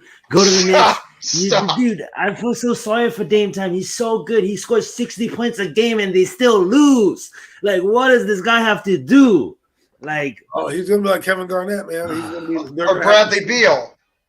Man, When is Bradley Beal ever going to leave Washington? Every single year you hear Bradley Beal's name in the rumors saying he's going to get traded, he's going to get traded, he's going to get traded, and he's still in Washington. So I don't know who's got a better chance to ever leave their team, Bradley Beal or Dame Lillard. I think they're both not going anywhere. We praise guys for I love it. Leaving the team, but here's the guys who are actually staying with their teams and saying, listen, I want to stay here. I want to build my legacy here. And I give kudos to them for not, banging the table like certain athletes in the NBA, Kyrie and KD, who banged the table to come to Brooklyn only to then say, screw you guys, I'm leaving to go to not a losing team. No. Team that's ready made. So for Damian Lillard, I praise you. You probably should get more credit than you. What is Portland's record? What is Portland records? Because if they have an opportunity, y'all need a flop for Victor. Flop for Victor. They don't have a chance. Oh, they don't have a chance. They're going to be in the lottery, but they don't got. It's going to be. There's nowhere getting close to Detroit or Houston. But they'll really fall down there, huh? I'm sorry, fellas, because I'm out of touch with the NBA. Right now, like I said, I don't really bang with it. I feel like it's just not the game I grew up loving to watch it anymore. It's just a little too soft for my liking. I'm sorry. The great athletes, not knocking them, but I'm just not into it. It's just not my thing anymore. But am I so out of touch that the Sacramento Kings are third in the West? What is happening right now? They're good. De'Aaron Fox is terrific. Fox has been terrific. Yeah, Sabonis has been terrific. Fox has been terrific. They got Malik Monk, his former Fox's former teammate. He's been over there. They put together themselves a hell of a team. Hell of a team that they have all these young players being put together, good chemistry. I'm not shocked at all. They've had the talent. They just needed I think they need the right coach too. Sometimes you need patience. Exactly. You know what's funny that Max said that, because I swear to God, I was watching these games this past week, and then it was actually a month ago. I forget what game it was, but it was so physical. And what I wanted to do was I wanted to like kind of have that game and then clip it and like send it to Mac and be like, hey Mac, this is maybe can bring you back a little bit, because they were like going after each other. And like when you have like I get it, obviously it's not the 90s, it's not even the early 2000s, but it is what compensates in that is the speed of the game, and that's what's fun watching. He's a sucker. Yeah, he's a goddamn sucker. That's what he is. We talked about it. I think we talked Public about enemy number one. He's a sucker. That's what he is. I'm not gonna win on a team because I can't do it by myself. Can I ask you something, Jeff? Are you more mad at KD or are you more mad at Kenny Galladay? At least Kenny Galladay, I knew the dude was gonna suck. $830,000 a catch. Kevin Durant came to my team and literally self-destructed my entire franchise along with the entire organization, because I'm not he's the owner. He played some games, right? He did some games. Kenny Galladay did nothing in the second half of the season. He caught a touchdown. He caught a touchdown, Adam. Yes, his cleats were collecting dust all year. He had to blow his cleats off. Adam. He made really good blocks in the run game. Yes. Adam, did you see that big pancake block he had against Minnesota? Come on. Listen, I don't want to hear anything from you guys about Kenny Galladay, because people have been banging the table all year about that guy. Hey, man, Joker, you gotta love him, man. He's a giant. I could go out there and catch 2 balls for the Giants under his contract and be a millionaire. Yeah. Shoot, I kept 2 balls. I would do that in one game. I said, see you later. $830,000 every time he caught a ball. I did the math. Yeah. Let's not go down that road. That's not. He lasted longer than Kadarius Toney did. Let's do a U-turn. Let's do that U-turn. Let's pull this right back around. It's going to go right to what if we keep going down this road. Yeah, we're definitely not going down that rabbit hole. I know, but, man. Hit the brakes. Sorry, we're not going there. Next Sunday, we're gonna go here. We're gonna go here, man. We're gonna go a little bit. I mean, we don't got to touch on this too much. At Major League Baseball, got some approaching opening day. We got some new rule changes. We'll see. Get you some of you guys' opinions on this new pitch count. 15 seconds if there's no runners on base. I believe is that what it is? 15 seconds if there's no runners on base. 20 seconds or something like that. If there are runners on base. Interesting. Right now on paper, it seems like it might be helpful, speed the game up and everything on paper. But like I said, we haven't really seen it and see how it's really going to affect games, especially big games later in the season when things really matter the most in the postseason and stuff like that. So, you got your opinions on pitch count, Jeff? I think that the pitch clock is going to end up being something very good for baseball because what does everybody complain about baseball? They say it's too long, it's drawn out, people taking their time going off the mound. You're seeing starting pitchers, relief pitchers, always checking their hands, checking their pitches, people getting out of the batting box, etc. So it's a way to speed the game up and keep the younger fan invested because what do you think they did this for? They want to get the next generation of fans interested in the sport because the fact that you could be playing some of these games, especially if you have a night game, and if you're a Yankee fan and you want the younger generation to see these new Yankees players play, if you have a game that starts at 7:30, 8 o'clock, and you have a game that lasts about 3.5, 4 hours because there's no pitch clock, these kids aren't going to be able to watch this game. It ends up feeling too slow. So they're trying to modernize the game. What's going on, Greg? They're trying to modernize the game to make it a little bit more interesting for the younger fans to be more invested and interested in it compared to basketball and football and even hockey to a degree, where it's more of a sped up, more exciting game to watch in a way because baseball, while you're a traditionalist, you might love it. You don't want to change the game. You like it the way it is. Let's just be real. A lot of people nowadays don't have the attention span to really sit down and watch a 3.5, 4 hour baseball game on a nightly basis. They want, quick results, something exciting to watch and get them invested into the games nowadays. So that's why I understand they're doing it.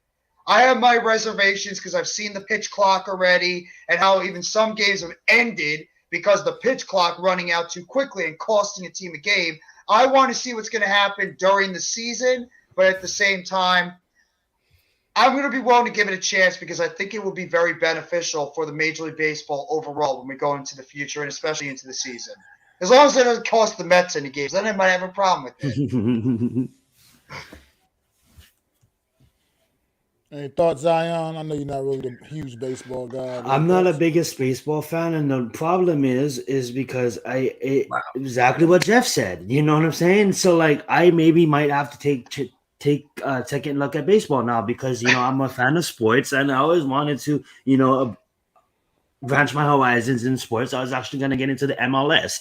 But that being said, I think it's good because of the fact that what Jeff said. I'm not going to echo it, but when you get home from work or when you're looking to just chillax, right? There's so much other options, right? It could be it's sports in general. We're putting sports in a box. It's like, should I watch this 3-hour fight, this 3-hour football game, this 3-hour baseball game, a 2.5-hour basketball game, or should I go stream this next episode of House of Dragons? You know what I'm saying? So you have these options, right? And as a fan of sports, I love watching sports. But if you're a younger fan and maybe you're getting interested in sports and you put on a baseball game and then you got school the next day and you're like, you got to turn it off before the game is over because you have a bedtime and stuff like that, it can be hard. So to speed up the game, I believe what Jeff said, it makes the game more exciting. And that's great on baseball. We had baseball get taken over by the UFC not too long ago, and there always is going to remain the top four. You know what I'm saying? They're always going to remain one of the top sports. But this is a way to bring in younger fans, and I think it's good for the sport because I think the MLB has kind of taken a step back to the NFL, and before it was never that way. The MLB was the main sport. You know what I'm saying? So it's a good way to get more fans into the sport. Listen, if you guys have seen overtime baseball, you know that it can drag on for a long, long time. Listen, as a guy who worked with a company that used to cut baseball games and re-air them, and you to sit there and have to do that after a game's gone into 17 extra innings and all that crap, and there's no time limit, and you're stretching out pitchers and things like that, it really takes a toll on you. So imagine the average viewer who's not working that game, who's not getting paid. That's a long game to watch. I don't know how it'll affect the batters because that's the ones who you're really relying on, right? Pitchers The video. will be able to adjust, I think, better because they'll be able to see the clock.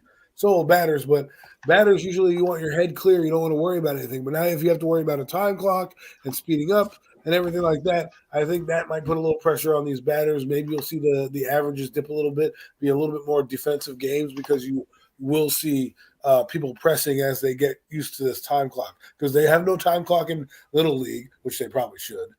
They have no time clock in high school or college. So it's not like in the NBA or in the NFL, when you go up through your ranks, you understand a play clock. You always get that in your head. In baseball, that's not like that. So it's going to be interesting to see how the batters respond. Well, I have my opinion of it, like maybe possibly in a negative form, is maybe it's not so good for the pitchers or the batters, to be quite frank, because now you're going to have pitchers, some pitchers at least anyway, that can't really adjust, feeling rushed. You know what I mean? And then that could lead to potentially more hit batters. I mean, I got to look at it from that whole perspective that it could lead to a lot of different things here. You know what I mean? Everybody's going to feel a little bit more rushed, something that just no one's used to. This is kind of a drastic rule change that none of these guys have ever prepared for this their entire life playing the game of baseball. So it's going to be interesting to see how it all pans out. Right now, like I said, I'm all for speeding the game up because you guys hit the head hit the nail on the head with that. It's the game sometimes can just drag out way too long, man, way too long, and they do tend to get a little boring. But we'll have to see how this one works out when the season kicks off and see how it affects how the kind of effect it has on games. Now, another rule change being implemented is the shift.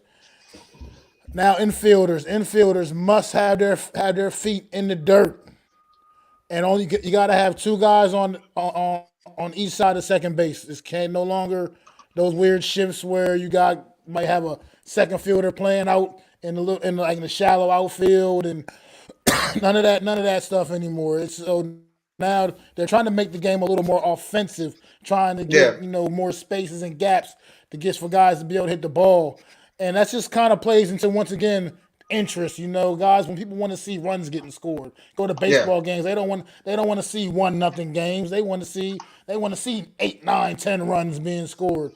They were home runs. Yeah. So, how do you feel about that, Jeff? I have no problem with the shift going away. I mean, whatever's going to help get the most interest in Major League Baseball, I'm all for. I mean, they know they want to try to get more of an offensive game going on, so I'm perfectly fine with the elimination of the shift. I thought it was a little bit of a hindrance to the game anyway. So it's good.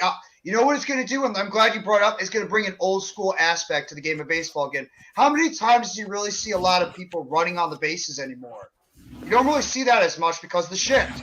Now you might seeing a lot of people taking chances on the base pass to try to pick up a stolen base at second or a stolen base at third. You might get more hit and runs. You might get more of the small ball aspect of baseball that was really a big thing back in the 90s, why it was so popular then. You might get that part of the baseball right back into this whole aspect. So I'm perfectly fine with the shift going away because it might open up things offensively going forward. So I have no problem with the shift going away, honestly. And you said it, bingo, offense. People want the exciting plays. They don't want to see those games because the attention span now is what Zion said it is. Like, do I watch this game that's boring or do I go check out Game of Thrones, binge watch that because it's exciting, right? So now if you bring that element of excitement back by doing these minor tweaks here and there, it's like hockey, right? I think they eliminated offsides or something like that, or a 2-line pass where you can get offsides. Why? Because they want more scoring. They wanted less penalties at the top of the game. So, That's facts. This one's And gonna have to grow on me. Go ahead. That's the one reason.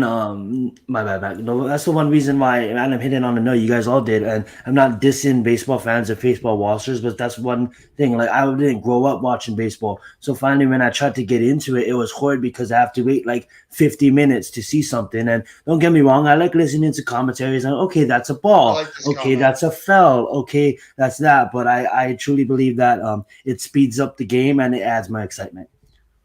Well, see, once again, man, I'm sorry, I got to play the devil's advocate Go a for little it. bit. Go for You it. know, Do it. I love the game of baseball, and I love the way it always was, and I like the fact that you can go out there and do whatever it is you got to do as a team to get the damn job done. And you're taking away a defensive aspect from the game once again to make it somewhat of a hindrance defensively. And it's like what the NFL's doing with all the NFL rules and everything. Can barely touch any damn quarterbacks and touch the receivers. You can't put a finger on these. Like, it's just like you're making it impossible to play defense. Like, defense is also a part of the game. These guys are professionals. If these guys are shifting, they're shifting. Then you, as a professional, got to figure out a way to counter that offensively. That's your job as a professional. You know what I mean? So to me, You're it's right. just like you're taking away an aspect of the game that is an aspect of the game. If you're a good defensive team, that makes you good as well. That's like something that can a good quality to have on the team is being a good, strong defensive team. If you don't have the horses on offense necessarily, you gotta hold your hat on something, and now you're taking that away. I think this is what this is going to do is just going to make the really bad teams that much worse, honestly. And that's my opinion of this rule change, because you're going to make it tougher defensively for teams that may be all they have is a couple of good Gold Glovers in the field and don't have many bats. You know what I mean? Offensively. So I don't know. I'm not sure about how I feel about this one. I think you should be able to allow a team to play defense the way they want to play defense. And I think this is just kind of, once again, you're just trying to, oh no, all anybody cares about is offense, scoring points. Look, either you're a baseball fan or you're not. Nobody forces you to go to the games. Nobody forces you to watch the games. Either you like the game and you want to watch it and you love it, point. or you That's an don't. excellent point. Yeah. Well, You know, I mean, just Jack, that like- works. That works with diehard fans, but like I know people who don't like NASCAR now because the stages in a race, right? And these guys, they're racing, jockeying for position, now have to stop, restart the whole damn race because they're doing these staging things so they can get a commercial break in. And the old school fans that I talk to are like, why can't we just watch the 250 laps and break in and out when you need to? And I agree with them, because when you're racing, you get all this adrenaline, all then you have to stop. There's a crash, there's this, there's that. Now you have to restart that whole race from that stage. It really does take it away. But what do? They wanted to make it more exciting for the young fans. They want to make more money. They want to make the casual fan who loves stats and love video game gadget scoring to come in. Think about it, right? Fantasy football is not made for you, me, and Zion. Fantasy football is made for the average Joe who can sit there at his office and pretend that he knows, the game of football because some guys, he wins his fantasy league every once in a while. So the reason the NBA moved the 3-point line back, the reason the NBA is let the traveling go and don't play defense anymore. They want scoring. I mean, I'm watching a game right now. It's 126 to 126. Are you kidding me? NBA 126. That's ridiculous. That's what I'm talking about. Defense is a lost art in the NBA in general. It's a lost art in every sport, it seems. Yeah. Like anymore. Yeah. Every sport tries to make everything just about the offense. Like, the hell with the defense. I don't know. Because people don't have the defense is a patience part to of sit there and everything. watch a defense. Like, They don't have the patience to sit there and watch a defensive game anymore. They don't want to love, what's so good about watching a defensive contest, whether it's basketball, football, baseball, whatever it is. People just want offense, scoring, touchdowns, home runs, baskets, everything, 3-point shots. It's the thing. People just don't have the patience. They don't have the. It's The society, absolutely. And fast. I just wanted to say too. NYG, real quick. Absolutely. If you're on the road and you ain't got nothing else to do, yes, watch Game of Thrones, bro. It is I've got definitely an unpopular opinion. worth your time. I've got a popular bro. opinion. I'm not a big fan of Game of Thrones. I've watched a little bit of it. I'm not. How much seasons? How much seasons did you make it through?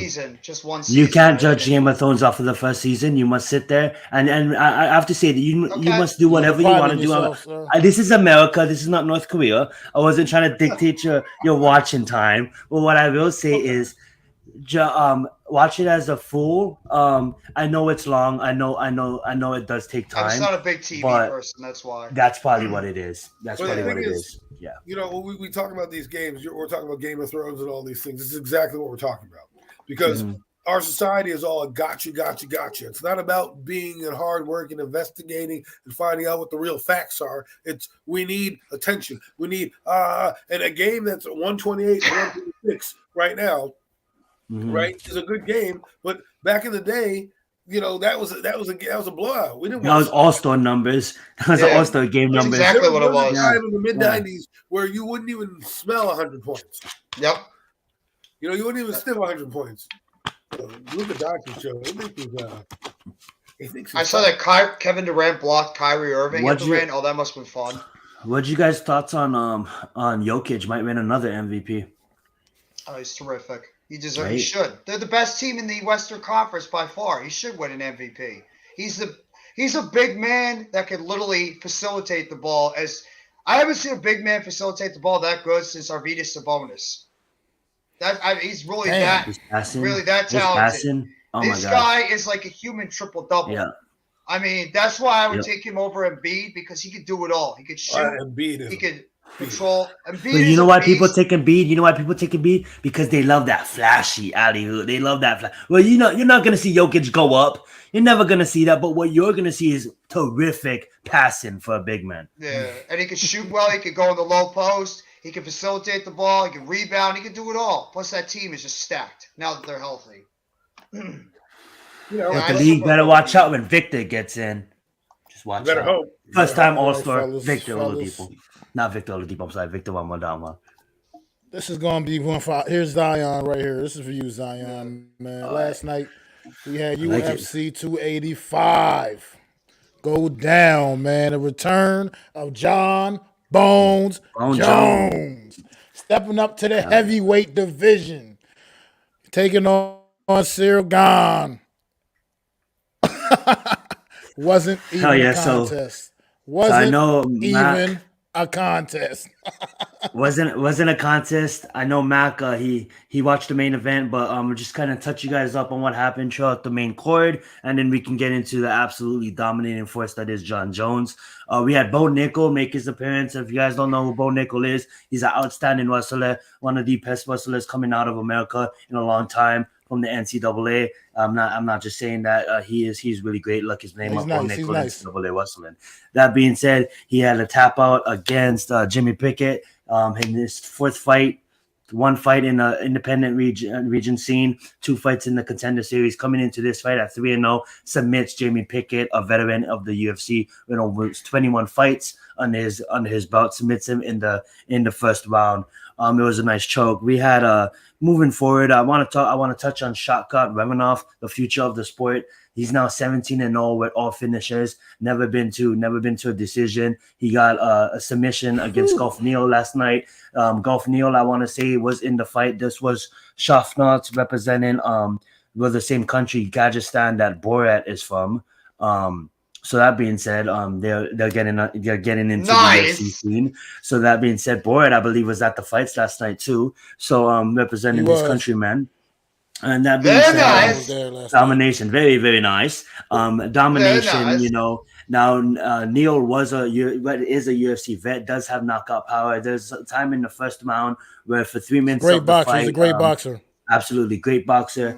3 minutes of the fight where Neal has knocked out Shavkat's mouthpiece, and we usually see these newer these not so developed fighters complain about that. Like, look to the referee, give him a mouthpiece. Not once looked to the referee, stayed in the fight, fought, got hit in the jaw a couple of times for 3 minutes, fighting without a mouthpiece. Finally, Herb Dean was able to stop the fight, give him back his mouthpiece. And then I would say he basically, I wouldn't say dominated Neal, but he looked like he deserved to be in that octagon with Neal. And he's slowly working up to be one of these top contenders in the welterweight division. So all I have to say is we have an exciting fight with Usman and Edwards coming out, but watch out Usman, watch out Edwards, watch out Masvidal, watch out Colby Covington, because Chimaev and Shakarov is here to stay, and both of them is the future of the sport. Moving on to the co-main event, we had Valentina Shevchenko, the second best female to ever do it outside of Amanda Nunes, on a 9-fight win streak, the best flyweight to ever hold the belt, the premier fighter losing losing to Alexa, a Mexican boxer warrior out of the country of Mexico. But not only was she a boxer, not only did she outstrike Valentina. When they came down to it, when they got to the ground, she was able to get back up on her feet. And not only that, give Valentina problems on her feet. We have never seen this from Valentina, vet problems. She outstruck the champ. Not only that, when the champ went for a spinning knee or something like that, she was able, not a spinning knee, a spinning back click or something like that, she was able to move to the side, take her back, crawl like a damn spider immediately and lock in a choke and submit a champ. And this girl came in as a stand-up fighter. Everybody thought she only had boxing. She proved why she deserves to be the champion right now. So she did dethrone one of the greatest females to ever do it outside of Amanda Nunes. So now Alexa Grossi is now the new female flyweight champion. And then moving on to the main event, I know Mac watched this fight, so I'm going to turn it over to him, and I want to get his thoughts on a dominant performance from Jon Jones. I mean, like I was telling these guys before we went on live, man, I last night, I was working last night, so I didn't get to really sit back and watch all of the show too much, just little pieces here and there of the other matches. But when I was getting off in time to get home for the main event, so I thought, as I'm driving home, pre-match talk, I pull up in front of my crib. They walk into the octagon. The fellas walk to the octagon. I'm taking my time, doing some things in the car real quick before I go on. I ain't got to be going into all that detail. But but by the time I get in the crib, the fight is like I turn the TV on, get it on the TV. The fight is basically over, Joe. I see Gon just tapping out already, and it's only 2 minutes into the first round. This man came in as the heavyweight champion.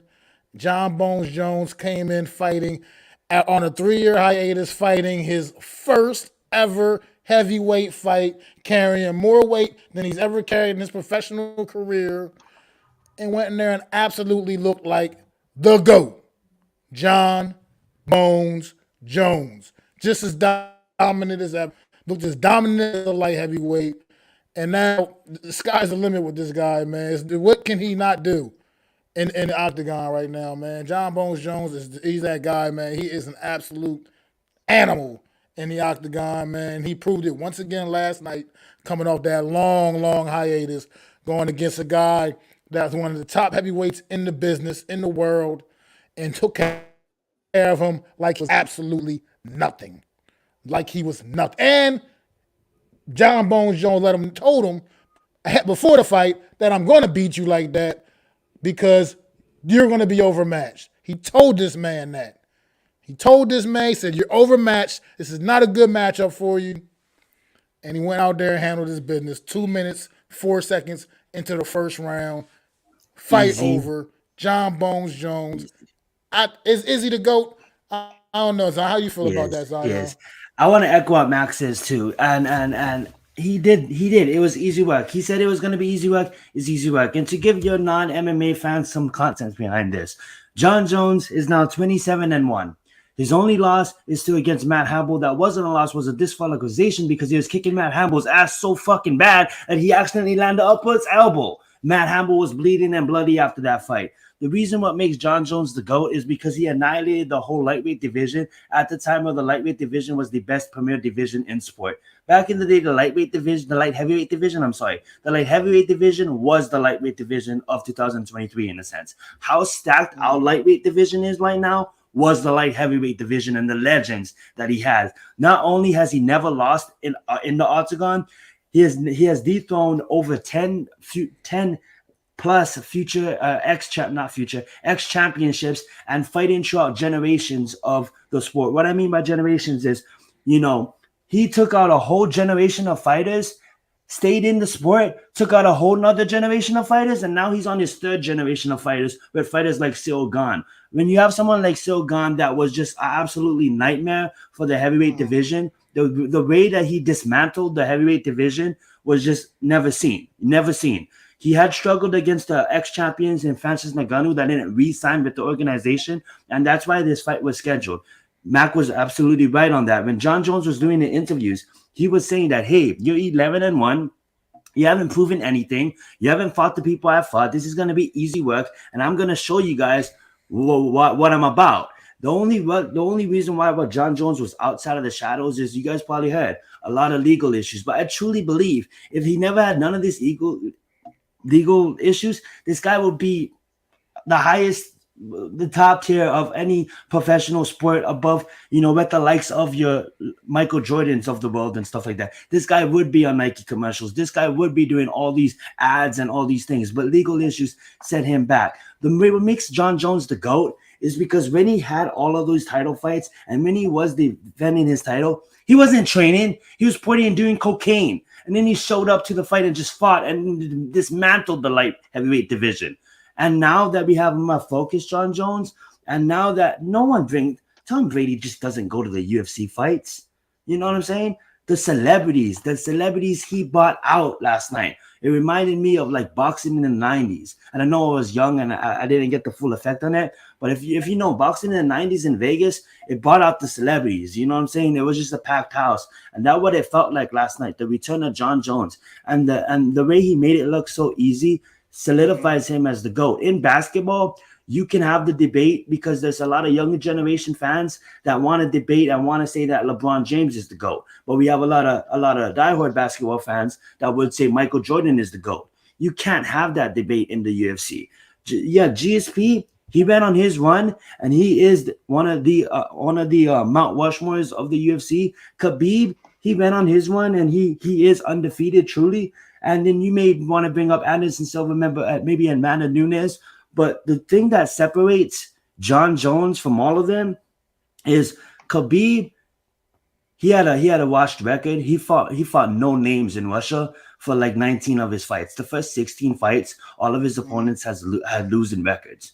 So you don't count that. It's kind of like, I'm not trying to disrespect the game of boxing, but it's kind of like the reason why I was kind of picking Jake and I thought Jake had a chance is because you look at Tommy Fury's and the people he fought against. But no, Tommy Fury showed that, hey, I may fought against people that was like 29 and 222, but Tommy Fury showed why he's a boxer and what boxing is really about, right? When you look at Khabib's record is washed.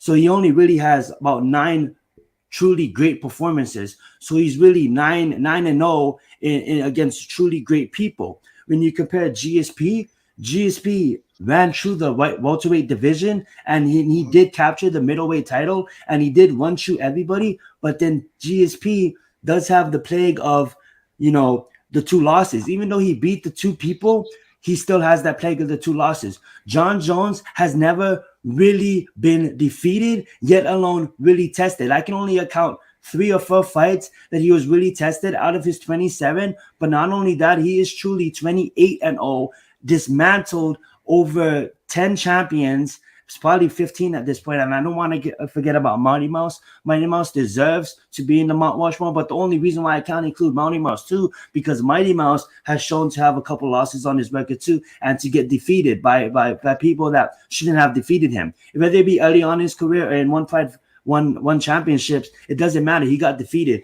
John Jones just proven why he's the GOAT without a doubt. Why he's not, there's no comparison. There's no Michael Jordan, LeBron James debate. That's ended. John Jones is clearly the GOAT. And when he does beat Stipe in July or whenever they do fight, he'll just cement his legacy. And we're not going to see a fighter like John Jones in a long time. And some people want to say, and I even say that Shamaya and Shakurat is the future. But Shakurat, you have a long way to go. And Shamaya, you have a long way to go before you even get close to what John Jones have done. And I'm going to end it at that. That was really good about Zion, by the way. Like you said, man. At the end of the day, you got to remember that was John Jones' first heavyweight fight. I think it's only going to get better. It's not like he's not going to digress or regress anyway. It's only going to get better. So this guy is a special talent. Like you said, wasn't for all the legal issues, he'd be a more celebrated athlete right now than what he is. But he bought, like you said, he bought the stars out, and for good reason. He just went in there and made it look way too easy. I'm sure Cyril Gahn still has that ridiculous shocked look on his face. Yeah, look at his face. Disbelief that this dude really just did to me everything he said he was going to do, and made it look as easy as he said he was. that look on his face was priceless. He was just sitting there leaning Yeah, against the you're sitting there octagon, like shocked. just like what just did I really just get my ass kicked in 3 You know what the minutes? funny thing about it Like is, Mac? in 2 minutes, I mean, A lot of like these critics was kind of like, not a lot. So some critics that was talking about like the way John Jones looks. Like looks don't win you fights, guys. Yeah, Shogun may look like a damn Olympus statue and like great, posture and stuff. Look what John Jones did to that. And look at that look at Shogun's face. That perfect shot they took. Doesn't matter how you look. Your looks doesn't win you fights. Experience, time, and just skill and God-given gift. And that's one thing that I want to end on too. And you can obviously take over if you have anything to say, but like just the grace and the humbleness in the victory and the praise for he even knows that he messed up and God gave him these gifts. And I'm not trying to get religious on the show, guys, but God gave him these gifts and he messed up. And the fact that he was able to like just be a man of God and give all thanks to God and just the Jones household, man. You got Chandler Jones, you got Arthur Jones, like just the Jones household, man. Just winners in general.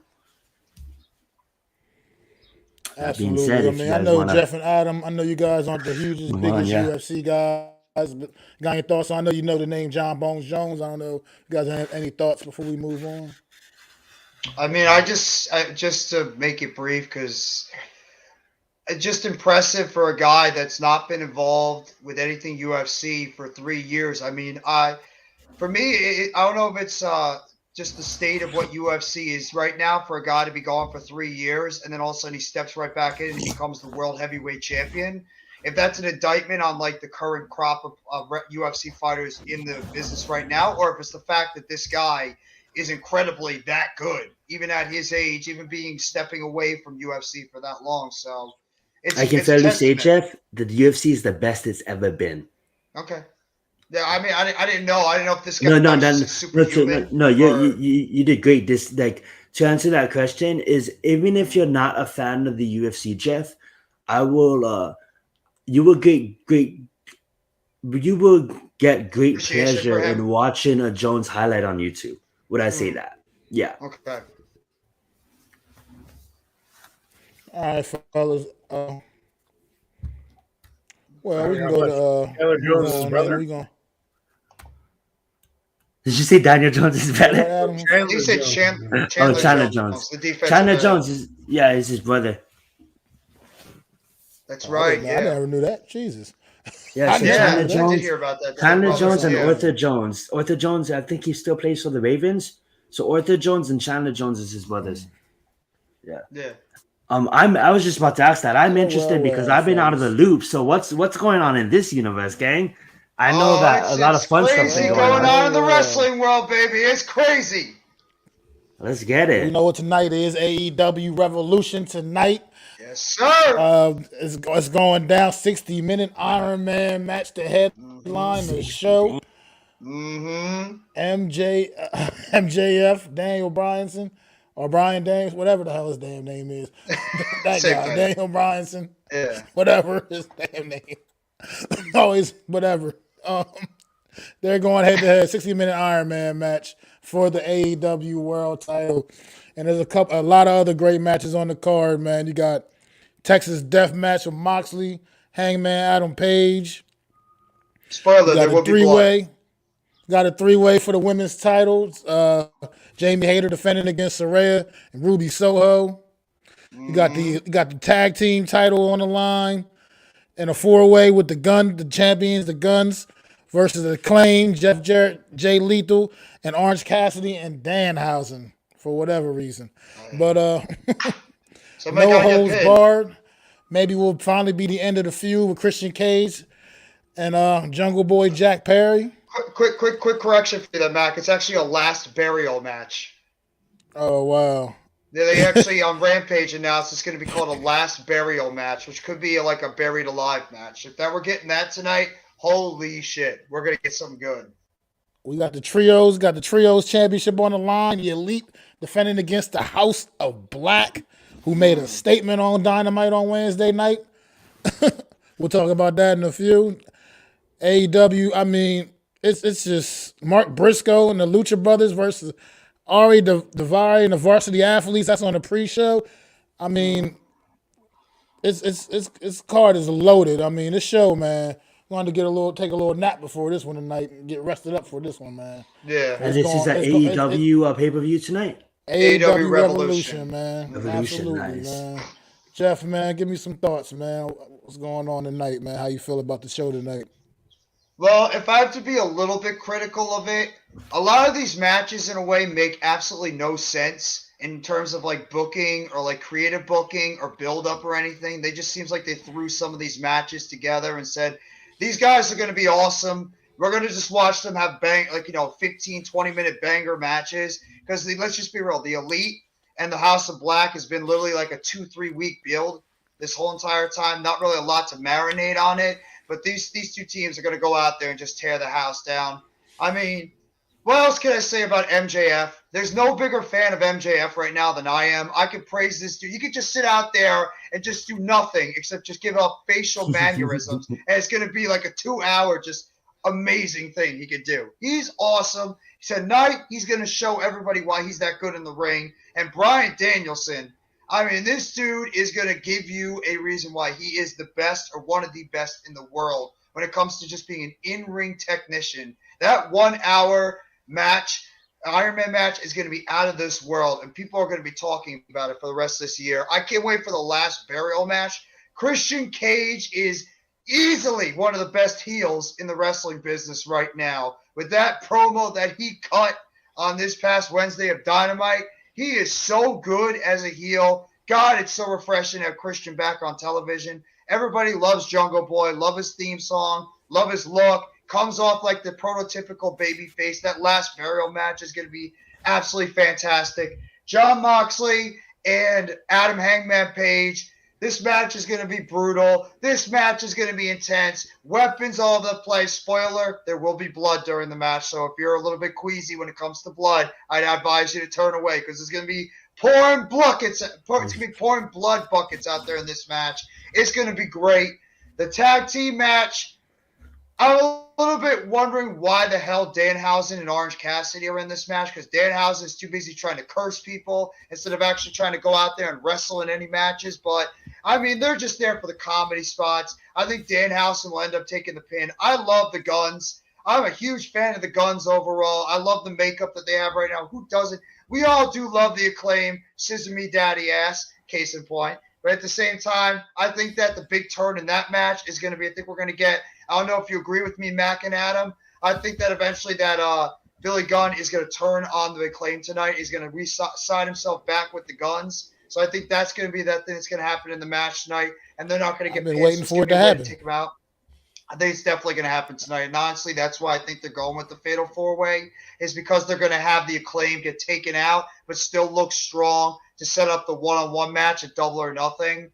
And, I mean, the rest of the card, I'm really curious to see what's going to happen with Ruby Soho in this triple threat match because they've been building up the AEW original women versus the WWE, ex-WWE women that have come in. It's like a faction they're building up. I'm not as keen on like Toni Storm and Saraya as heels as much. I want to see how this is going to continue to build up during this matchup. I think the match is going to be very good. I mean, you have 3 quality women's wrestlers in this match. I think it's going to be great overall. I expect Hayter to retain. But either way, I'm curious to see what's going to happen after this matchup concludes. And then obviously the trios matchup is going to be tremendous. I can't wait for that match overall. An underrated match, Ricky Starks and Chris Jericho. I think that match could be underrated, really go. Love Ricky Starks. Remember, the Revolution is televised, everyone.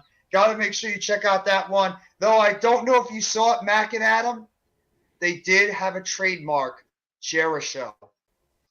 Jericho did fire that Jericho trademark. So I got a little nervous with that. I don't know if you remember Jericho back in the day with WWE. Mm. So I'm scared to death that certain you know who, a 7-foot dude, might come out during this match and cost Ricky Starks, who has no business losing tonight, might cost him the match tonight and give Jericho the victory, which could set up something at Double or Nothing. But either way, the build has been a little bit confusing.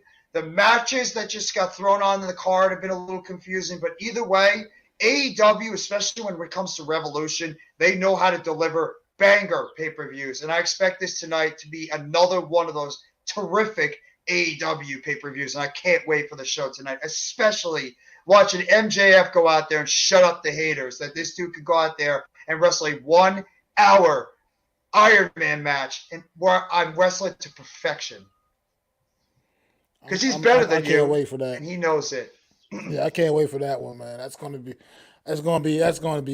just a match I've been waiting for. They build for that. If they, like you said, the build for the overall pay-per-view itself, not necessarily so great. The build for that match, however, has been great. Absolutely flawless. So I'm excited for that one, man. Called him brain damage, you been following the AEW at all, Adam? I was just about to ask real fast. That Daniel guy, ain't that that guy from WWE? Yeah. Yes. I haven't followed it, but I did see a promo of what you guys are talking about, and I see Sting's 60-year-old ass jumping off a scaffolding. I am like, what is this man doing? What are you doing, Sting? You're going to die in the ring, bro. I mean, I thought Ric Flair was like, okay, Ric Flair, but Sting is still starting. I didn't know he was still wrestling. Oh, you just missed on Wednesday. Sammy Guevara almost killed himself on Wednesday multiple times in that match. They had his ladder match. He almost killed himself literally over 4 or 5 times. It was just funny to see a 60-year-old man jumping off a scaffolding. I'm like, yo. That's what's funny because, like you said, he not only still wrestles, he still does big spots. He does. He does. Like Sting is crazy, man. Like you talk unpopular opinion, you said Jericho's still wrestling. He's old. Yeah, Jericho's pretty up there too. But like 50 plus. Like we were just talking about Sting. Sting is still in the ring, and that man is in his 60s, still doing crazy shit. Goldust is still wrestling. AKA Dustin Rhodes is still going out there putting on wrestling matches. He's knocking on 60s door as well. He's got to be knocking on 60s. So is Billy Gunn. I mean, like yeah, it's crazy. Yeah, he mixes it up a little bit. You know, it's not uncrazy, but it's just funny to see these guys get revitalized. See, I should be following AEW because all the guys I like are over there. I love CM Punk. I like John Moxley. Oh no, he's not there now. CM Punk is I mean, gone. he was, but like a lot of the guys that I followed moved there, and then then you get the WWE, which is just popcorn compared to what AEW. Well, speaking of WWE, it is WrestleMania season as well. Yep. So we can touch on that a little bit, man. How's things been going down in the world of WWE? Seems like it's a bit of a transition. Vince might be getting his hands back in the pot a little bit. As you can tell by some of the things going on. This Omos and Brock Lesnar match at WrestleMania. That is. You're not excited about that? I'm still scratching my head at that, trying to figure out what is even the point of such a match, man. But what his obsession with Omos is, I don't understand. He loves giants. Klutzy. He's just klutzy. He's big, clunky. It's just terrible. The Bray Wyatt, Bobby Lashley's thing, it's making zero sense at all. Like nothing. Like what kind of a build are we having for this match right now? It's just the muscle it's just been crazy. It's just been ridiculous, man. What is this? And then we saw Lashley taking out Uncle Howdy on now Friday night. When we're gonna find out the official reveal of Uncle Howdy? Is it Bo Dallas? Is it somebody else? When we gonna get the Wyatt 6? At what point do we move on with this storyline with Bray Wyatt and actually get it moving somewhere? Because it's almost like it's just like it's stagnant. Like you said, stagnant, like it's walking in quicksand. You know, it's just nothing seems to be happening with it at all, man. I just think they're throwing a lot of things together because they want to fill 2 nights of WrestleMania. So they've got to put a lot of stuff together. Like SmackDown, they had all these guys come out for the Intercontinental title or whatever it was that they were doing. And I was like, yo, LA Knight would be perfect for this. Then they bring out another guy. I'm like, oh, this guy would be perfect. Oh, this guy. And then you're like, there's 8 of them. I love LA Knight. LA Knight is so good. I think he's I love him. Let me talk to you. His mic skills are amazing. I think he's coming around. I think the fans are starting to like, okay, this dude comes out every night. Let me talk to you, and you're just like, oh, okay. So good. And I hope they push him because they squashed him with the Bray Wyatt match, which made no sense, right? No storyline anymore. Now he's not getting the recognition he deserves, and you'll know if Vince McMahon is back when all these guys that we like or don't move ahead. Like if Cody Rhodes doesn't win the title, I'm not watching WWE anymore. I'm going to stop watching it for a long time because just move on. Move on. It's a predetermined thing.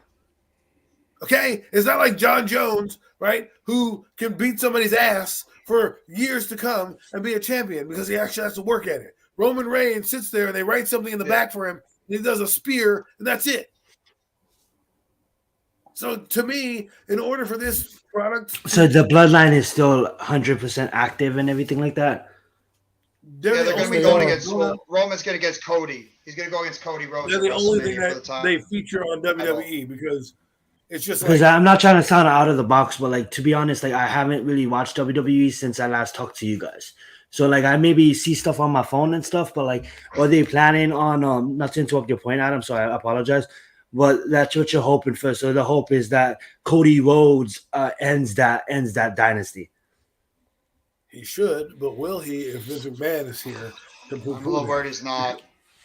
Because I'm getting sick. No, there's no way. There's nothing. There's no benefit Roman Reigns retaining the title at WrestleMania. It's just no benefit in it. Right now, look at all the shambles the bloodlines in with the Usos situation, the Sami Zayn thing from the Royal Rumble. That's now where he's just an absolute thorn in their side. I mean, what's going to happen on SmackDown Friday night now? What's Roman going to go out there and do? Is he going to go out there and fuck Jimmy Uso up now? I mean, he said if he can't get the job, doesn't get the job done.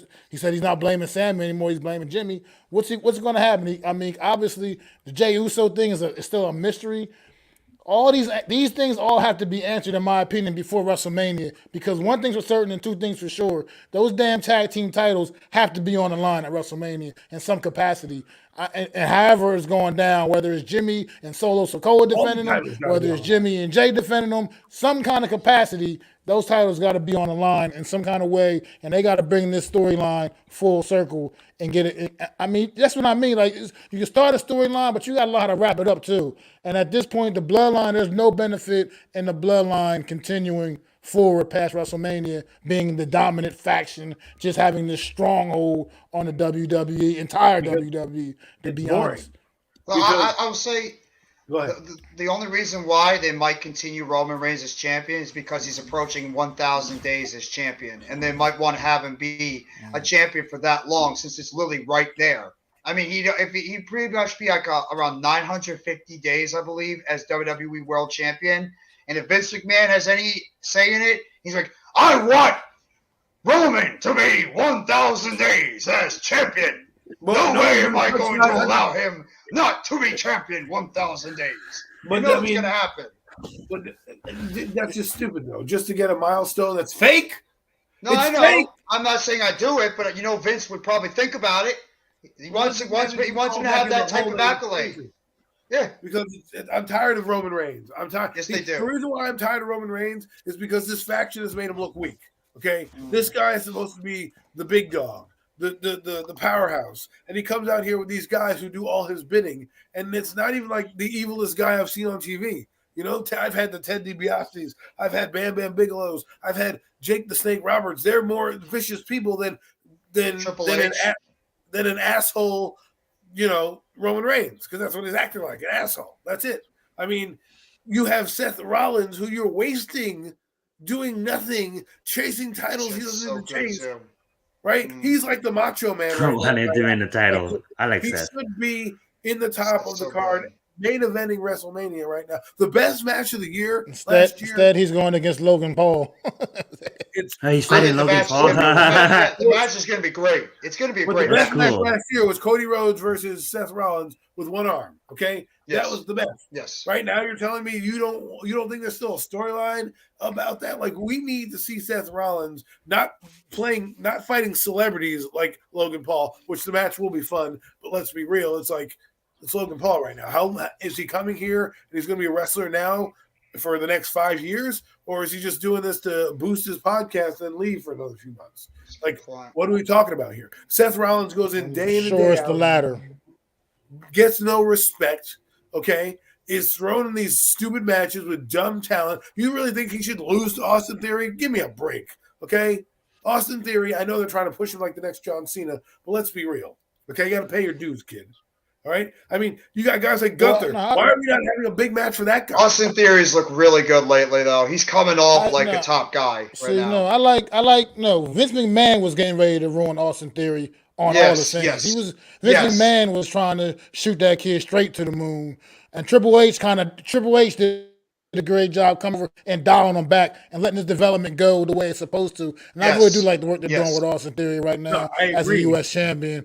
I like the way they're doing. It's the right way. Like you said, paying your dues, working your way up to the top. You don't just Look get what to they're go. doing with Gunther. You don't just get past to the top. The Continental title, yes, indeed, it still exists, and it's been made quite prestigious now with the champion Gunther, who has just been holding on to that title and been in banger after banger after banger as But he's see, he defending doesn't use his that goons title the same against way. everybody that's gotten in his way. Everybody that's gotten in his way, he's knocked them down. I mean, he took out Sheamus twice. I mean, been through the Big Show. The Big Show with the Braun Strowman, Riddick. Might as well call him the Big Show. Ricochet. I'm just saying, But, I just think that guys like that need to be pushed to the top. And we're sitting here, we have Roman Reigns sitting up here, and his whole cronies do all the work. I mean, Solo doesn't do shit, right? He does a few matches here and there. I heard this guy was supposed to be better than all three of them, right? He does nothing but be an enforcer. Paul Heyman. Well, he's their enforcer. Paul Heyman being a waste of a manager. Like, he doesn't really serve a purpose. Like Brock Lesnar, you knew the purpose. Brock didn't talk. That was his whole gimmick. You're like, all right, we don't want him to be on the mic. That's why Paul Heyman. My name is Paul Heyman. Now you have I'm the wise man. Give me a break. I have a question. I could always Google it, but I want to ask you guys, being that we're talking about WWE and it brings content to the show. Three wrestlers that I really do admire and I really do like watching their careers. I want to know like what's their stats on going into WrestleMania, if they have any exciting matches up. We're gonna go at AJ Styles, we're gonna go at Finn Balor, and we're gonna go at Alexa Bliss. Finn Balor AJ is Styles arguably the most. And Finn Balor is honestly one of the most underrated feuds. I cannot wait for Edge and Finn Balor at WrestleMania. That match is gonna be awesome, and they're teasing Hell in the Cell with those two. With Edge as a brood character. That's the way you resolve. That's the way you resolve it. Yes, AJ Styles is out. Awesome. No, he's not going to be available for WrestleMania. Yeah. And Alexa Bliss, I don't know what the fuck happened to her since Royal Rumble. She has not even been seen or heard. Is she still doing that demonic thing?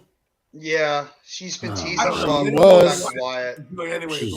Like I said, she hasn't been around since Royal Rumble though.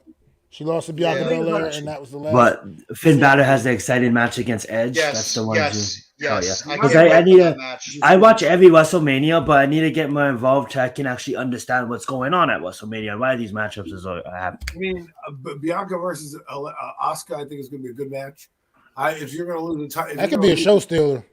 If you're going to use a strap, if you're going to drop a strap, Asuka's not a bad person to drop a strap to. Let's be honest.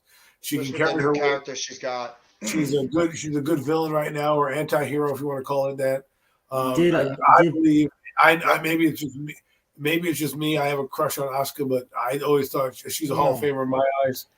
I feel like WrestleMania, Asuka's going to go full heel. I think she's kind of already been teasing it a little bit. I think she's going to go full heel and take that title off of Bianca at WrestleMania.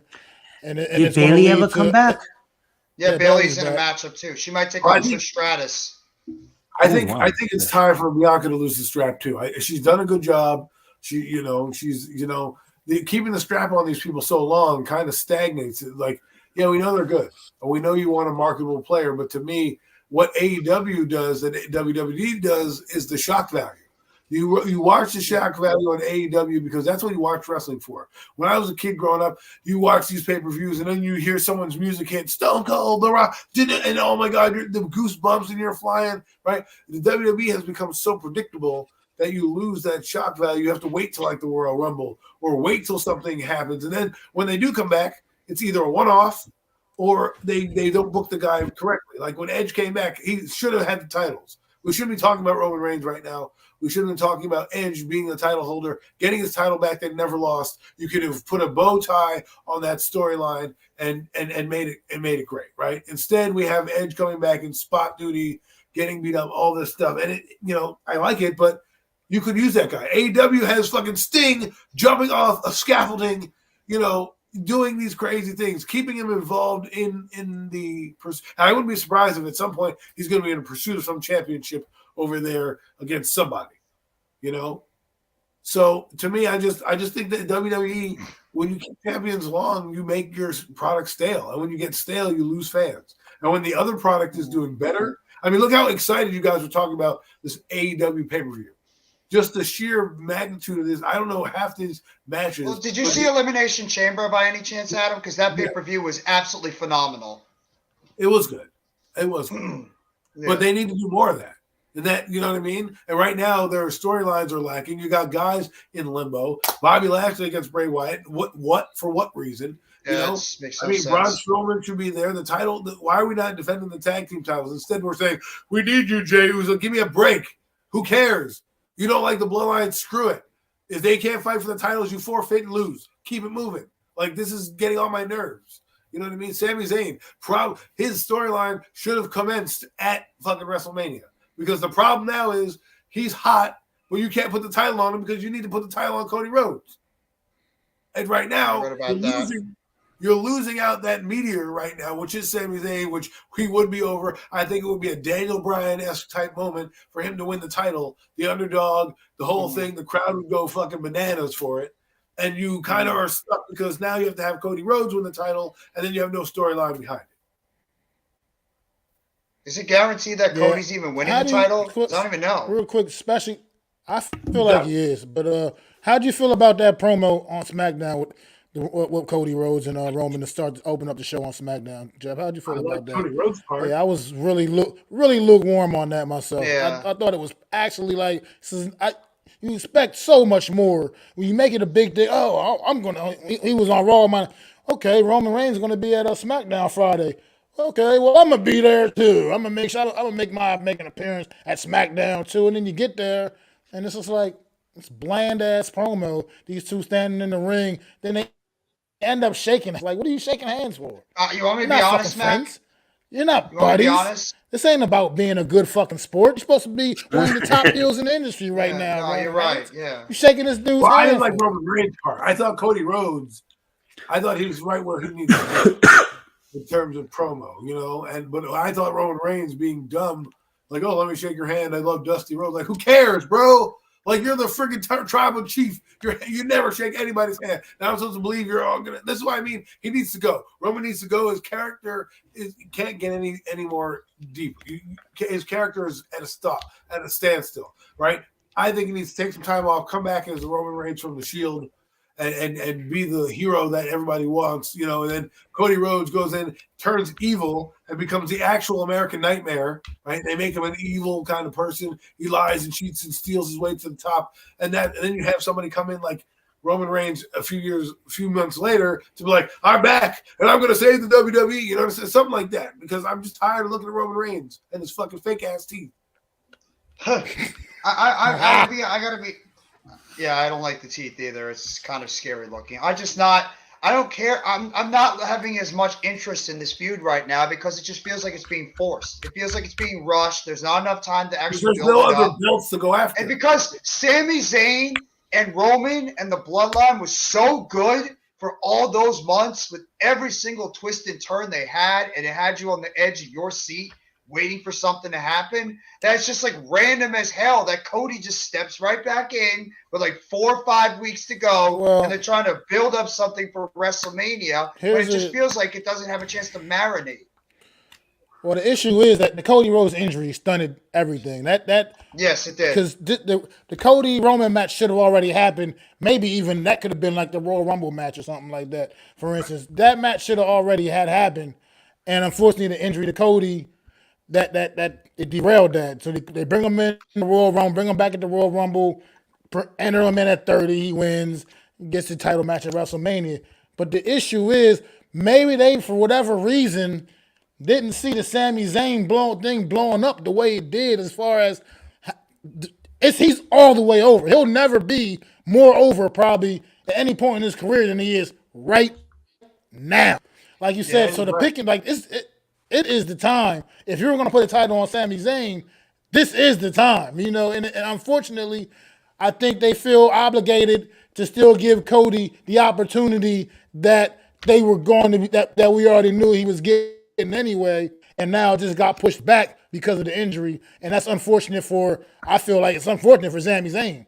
Because like I said, right now, there's nobody more over in the whole damn company. Did you see him when he was walking through wherever he was at, walking through the airport or wherever on SmackDown? They were showing him, he's recording a little video for whatever, and he was just like he couldn't even hear himself speak because everybody was chanting his name walking through the airport. Sami Zayn is all the way over, and they're missing an opportunity with him right now, and it's unfortunate because he may never get an opportunity like this again. To be quite honest, unless they do what they did with the WrestleMania, where they had Daniel Bryan just insert himself into the match with Edge and Roman Reigns, because again, I think that match was supposed to be, that was a match that was given to Edge because he won the Royal Rumble, and then they kind of pivoted because Daniel Bryan was like, I'm unhappy, I have to pout, I need the title as well. And so I can see them easily throwing Sami Zayn in there to give him his WrestleMania moment.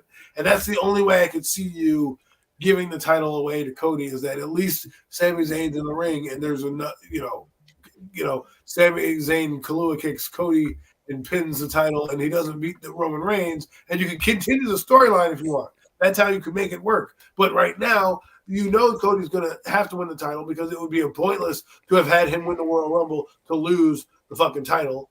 Because then it's like, well, you might as well just have The Rock win and walk in. Like John Cena, I know, probably coming back next week, right, for WrestleMania. Why don't you have him win? Like, it's just like, to me, it's like, we know what's going to happen. Just make it a good match. And either split the titles up where you can say, hey, Sammy, we're going to give you the heavyweight title. Cody, you're going to get the Universal title, and go from there. What do you do with Kevin Owens then? Because Kevin Owens, in my opinion, should still be involved in the world title picture too, with how hot he's been as well. I argue that Kevin Owens has been as over.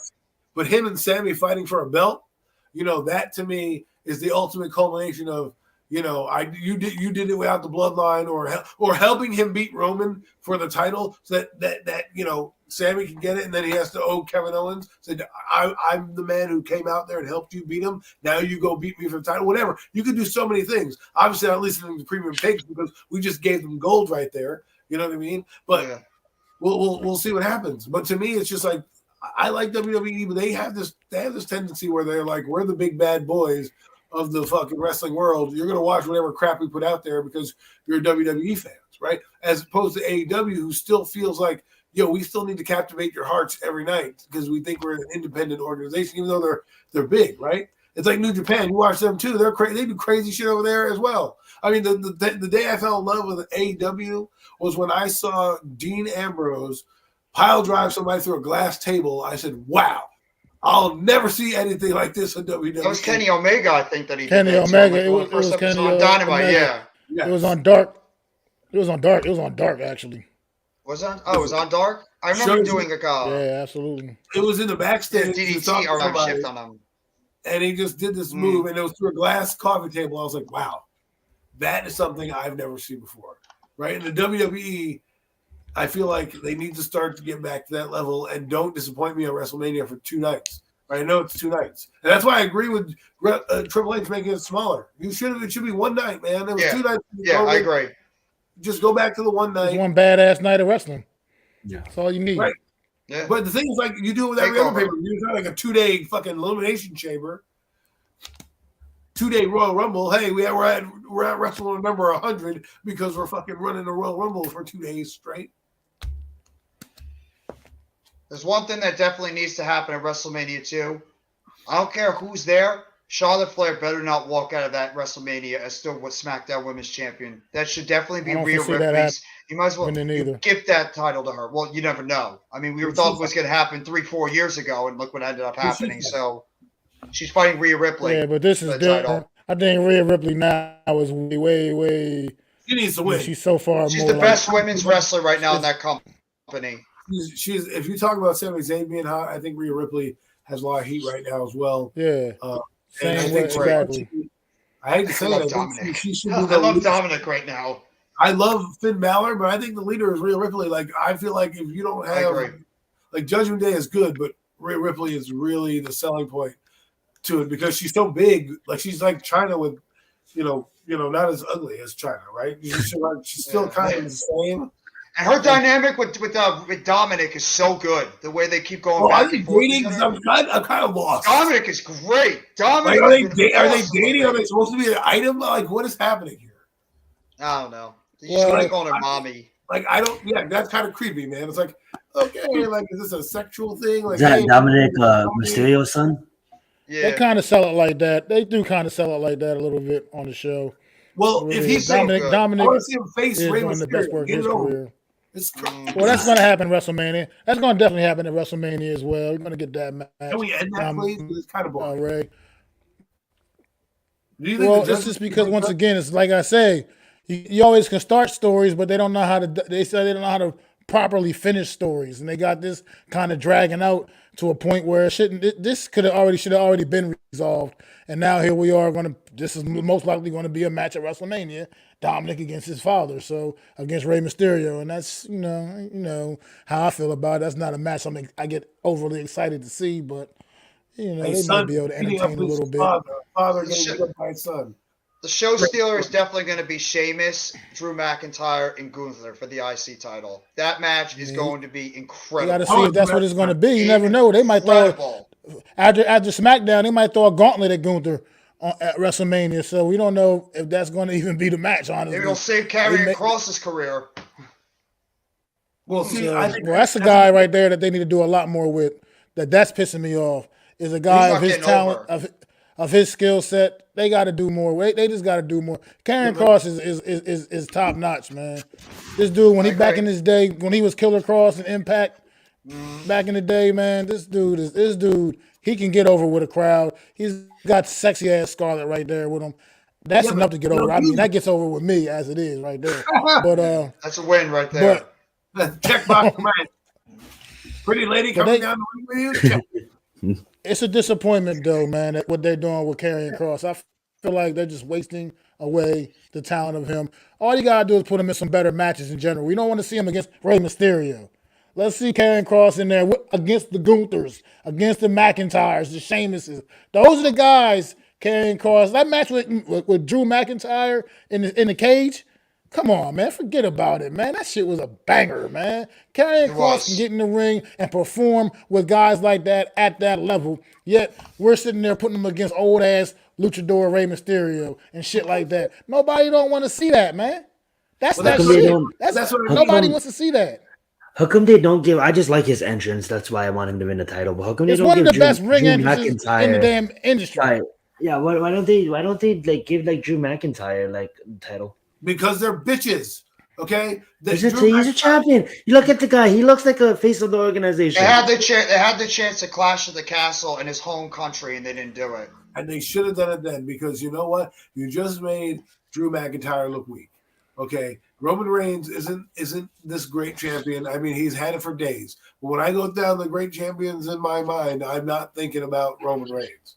Okay, and when you waste guys like McIntyre, who should be he has like 2 title reigns, but one was during COVID, where he carried your company through one of the darkest times of its history in our country, but mostly in wrestling. The fan reaction is needed. That's how you kind of build the show, is around the fans. And when you had no fans, and this guy is still Claymore kicking people through walls and shit, you did him dirty like this, right? And yes, he beat Goldberg, yes, he beat Brock Lesnar, but like those are like hand me legends where you're like, oh, okay, you beat them and it makes your career. Why are you beating those guys and then get beat by Roman Reigns, and then you go to his home title and embarrass him like that? No, I'd give the title to LA Knight. I give the title to LA Knight. How good he is! I mean, that guy's a world champion every time it comes out. My biggest problem with the Roman Reigns title reign is like I was okay with it in the beginning, but now it's like you're making everyone look inferior to him. And that's what my biggest problem with it is. You're making everyone look inferior, no matter who they are. It's just like it doesn't seem like it doesn't matter. Like Gunther's been on this amazing Intercontinental title run. When are they going to even mention him in a potential, storyline for the world title? At what point does he get to step up? He has the record-setting title run in NXT in NXT UK. He had a record-setting title run of like 800 and some odd days of having that title. I mean, Gunther is legit, man. This dude is not just a big guy. He moves around well. He's a great athlete, man. He's a superstar. He's a true superstar. And like, as once again, like I said, about this being what you said, with wrestling being so scripted like it is, we don't need to see long 700, 900 day title reigns. Other people are out there busting their ass too. When's it going to be someone else's turn? At the end of the day, Roman Reigns ain't the only one over with the crowd. There's plenty of other people, man. You just got to get their opportunities. Like, act like you know that they're out there working their asses off too, working their tails off, and they want to be at the top of the mountain at some point before it's all said and done as well. That's why, like, I agree with you can continue, I'm sorry. I think Gunther's dropping that title at WrestleMania, and then he's going to make the jump to the world title. I think they want to make that IC title look as prestigious as possible, which he's done. Then he's going to drop it to either Sheamus or Drew, most likely Sheamus, and then he's going to go up and start elevating himself towards the world title. We know what they do with the mid-card titles. You get yourself over with that mid-card title. You make it look strong. It builds you up as the next main eventer in that company, and that's exactly what Gunther's did. That's what they're doing with Austin Theory on with the U.S. title. And eventually when they drop it, they feel like they're ready to make that elevation towards the world title status. And I think that's exactly where Gunther is going. He'll drop the title at WrestleMania to Sheamus. Sheamus will finally be able to have that IC title for the first time. And that's when you're going to see Gunther being elevated to the world title picture where he belongs, because he's easily one of the most dominant figures we've seen in wrestling in a very long time, other than what they've done with Roman. Gunther's been so good. I like that point, and I was gonna echo what Mac was saying before you spoke, Jeff. Was I'm not a fan of the WWE, but I used to be a huge fan of the WWE, and the reason why I love the WWE is because yes, it is scripted, but it's not fake, because these people, these athletes, they put their bodies on the line every single night for multiple days a year. But you brought up a great point, Mac. You brought up a great point, Adam. And then Jeff is always dropping knowledge on the WWE with these knowledge bombs. The one thing that made it so fun, and Adam spoke on it earlier, is like when we watch a scripted movie or a scripted TV show, one thing that makes TV shows so fun watching is because the character development and then the shock values when something happens. Speak on Game of Thrones. The narrative, the time invested into the show, and then finally something happens that changes the landscape of everything. It kind of feels like what I'm hearing from this is the WWE is missing that thing that made them famous from the Attitude Era and the eras in the past, was when you're investing so much time to these companies, putting in over 5 hours of watch time each week for them, they're not delivering on the shock value. The script is becoming more like a money grab. Let's go make Fast and the Furious 10 just because. It seems like the script is just being more of a money grab, more of a 2 nights. Let's bring more fans. Let's take over the whole weekend. It should be like a Super Bowl event. Screw one day. People should know this as WrestleMania weekend. It kind of feels like listening to you guys talk, like Jeff, Adam, you guys even Mac brings up some great scripts that is gold and that is going to create shock value to the WWE. But it just seems like they're winning. They're like a Marvel in phase 4 in a sense. I love the MCU, but like we're already winning, so we can just release project after project and script as a script, and they're gonna come back because it's the MCU. Well, they're gonna come back because it's the WWE, and it kind of feels like it's getting outplayed, and it needs some spice and some. This changes the landscape of everything because this is written into the script, and it kind of feels like they're missing that. That's why AEW is kind of rising up as a more. They're never gonna overtake WWE because WWE is an imprint, but a more premier brand. What I say? Well, I will say this: WWE's program has been a hell of a lot better than it has been in the past. Okay. The matches Triple H has been, for the most part, in charge of the creative, and matches have felt a lot better, especially the pay-per-views. Some of these pay-per-views have been incredible from what we've seen in previous days. Some of these guys have gotten over very good. The problem is Triple H recently brought back a lot of people that Vince McMahon released, but they're not getting over with the crowd. And that's why, when Mac, you're talking about Karrion Kross, why he should be booked better. The problem is this dude's not getting over. people when they're putting He's him not in. getting you try over to with the put him in. crowd because they're putting him in lame ass matches with But you people put that he it- shouldn't be in the ring with.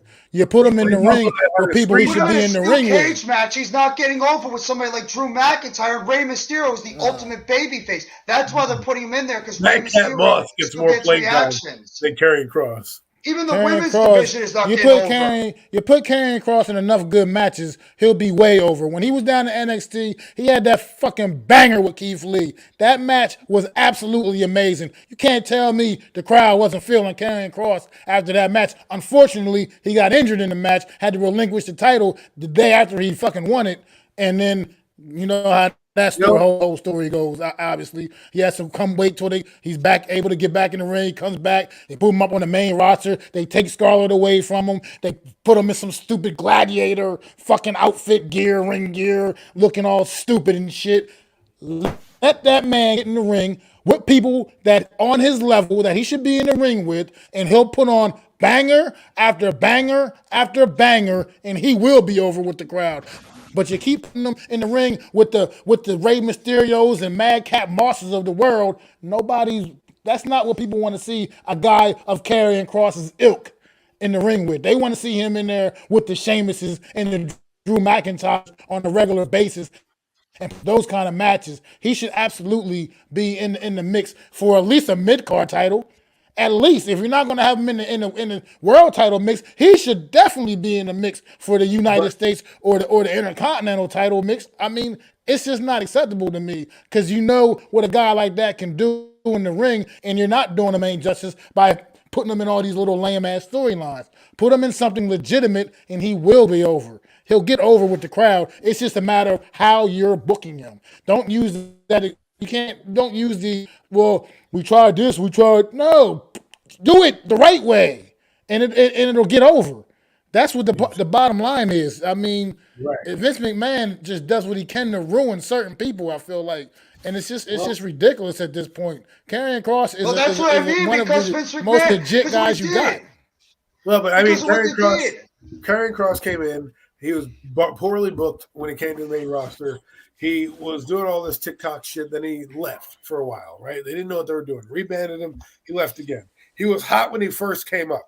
That's when they should have put him in there and built him up. Now you have too many people on the roster. You don't have enough screen time for everybody. He's on a show like SmackDown where he can't get in because it's only 2 hours. Raw is better suited for a guy like him. However, when you also have limited titles and these long title reigns by other guys, you don't get to feature guys. Why do you think Austin Theory is featured? He's holding a title. That guy could easily be Karrion Kross and fall off to the wayside if they don't want to book him. The only way they keep him prominent and relevant is because he has a title. His job now is to lose that title and go after like a guy like Gunther. Right? Then you can recultivate and give a guy like Karrion Kross that title and really build it up. The problem is you're throwing titles on guys to try to keep them happy when you're not doing it right. Like we talked about Seth Rollins, right? One of the best. If you were talking about Hulk Hogan in his era, he had like Ultimate Warrior, Macho Man. He had a bunch of guys on that roster with him. Seth Rollins is our modern day Macho Man. He's a guy that is just all good heel, good bad guy. Revolutionized his character, was with a great faction, and you treat him like dog crap, right? Because why? You want another guy to come in. Karrion Kross is one of those guys where you're not. I every time I see Karrion Kross, I look at him and I go, "That's a Vince McMahon title holder. That's a strap holder right there." The way his look is, his build, he's a huge guy. You can arguably put him in with those guys like Drew McIntyre and not be like, "Oh well, I hope he's the underdog," like with a Sami Zayn, where maybe in a real fight this may not be the same, outcome, right? But because it's scripted, we can get away with certain things. So I think what we need to do is right now is for wrestling to find its identity. Because Madcap Moss, he has we're happy about Madcap Moss for getting stripes on his pants. He's like, yeah, man, I got stripes on my pants. Woo, let's go. And as much as I like Madcap Moss, I think Karrion Kross is better right now with his character. I mean, he's already got a character. He doesn't need to try to manifest this random one with the, I forget the girl that Emma.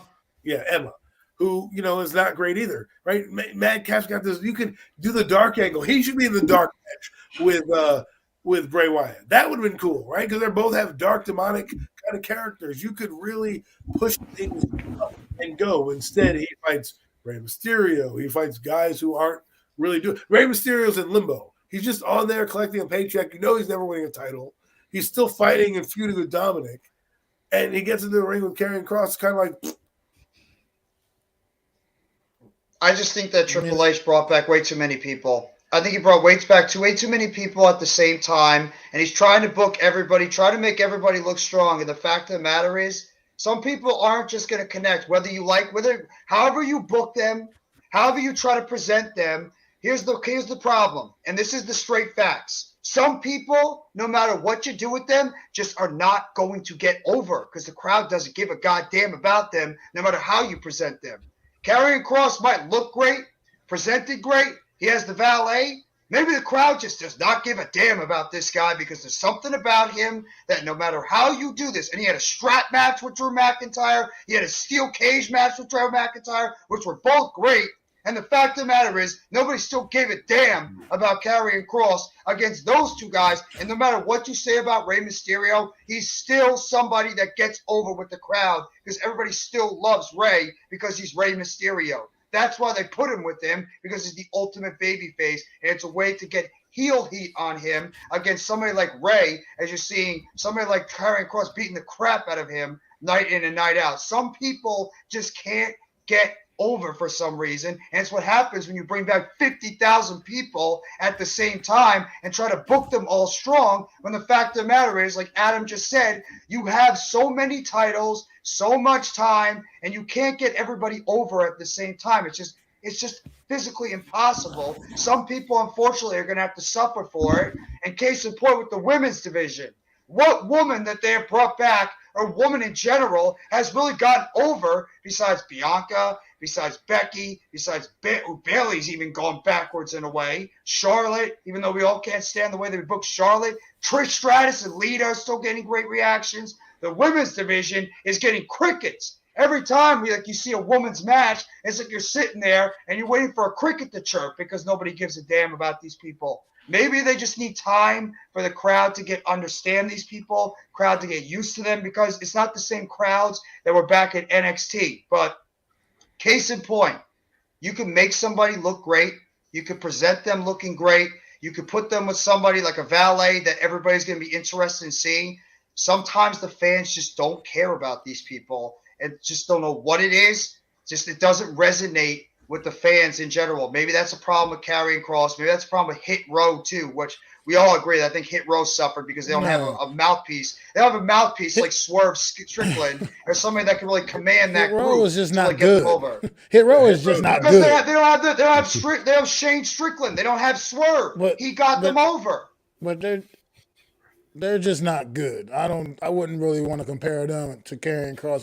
I'm just like putting it out there. Good. But he's right. Hit Row is like, they're not. They had their. I'm telling you, there was a moment where these teams came up, and if they were booked at that moment, might have gotten the heat that they needed. But because of what's happening and everyone coming back and everyone got to get a spot and trying to fill, how many hours is NXT? 2 hours, right? 2 hours, 2 hours. So 9 hours of content a week, trying to fit in all these wrestlers and make storylines and do a women's division, right? Back in the Attitude Era, you had like 6 women.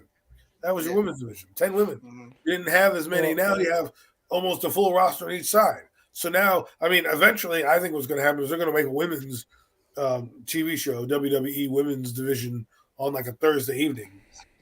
And you're just going to see all the titles go like that. That's eventually what I think is they're moving to, because they have so many women now that they can't even keep the storyline straight, right? You have Ronda Rousey, tag titles. Shayna Baszler together. You've got 2 different titles being fought against 2 different things. I think what I do think is if Triple H was smart, he look at the women's division and go, well, they have 2 titles. Roman Reigns has 2 titles. Let's do this so that we can take more of these guys on the roster and make them relevant.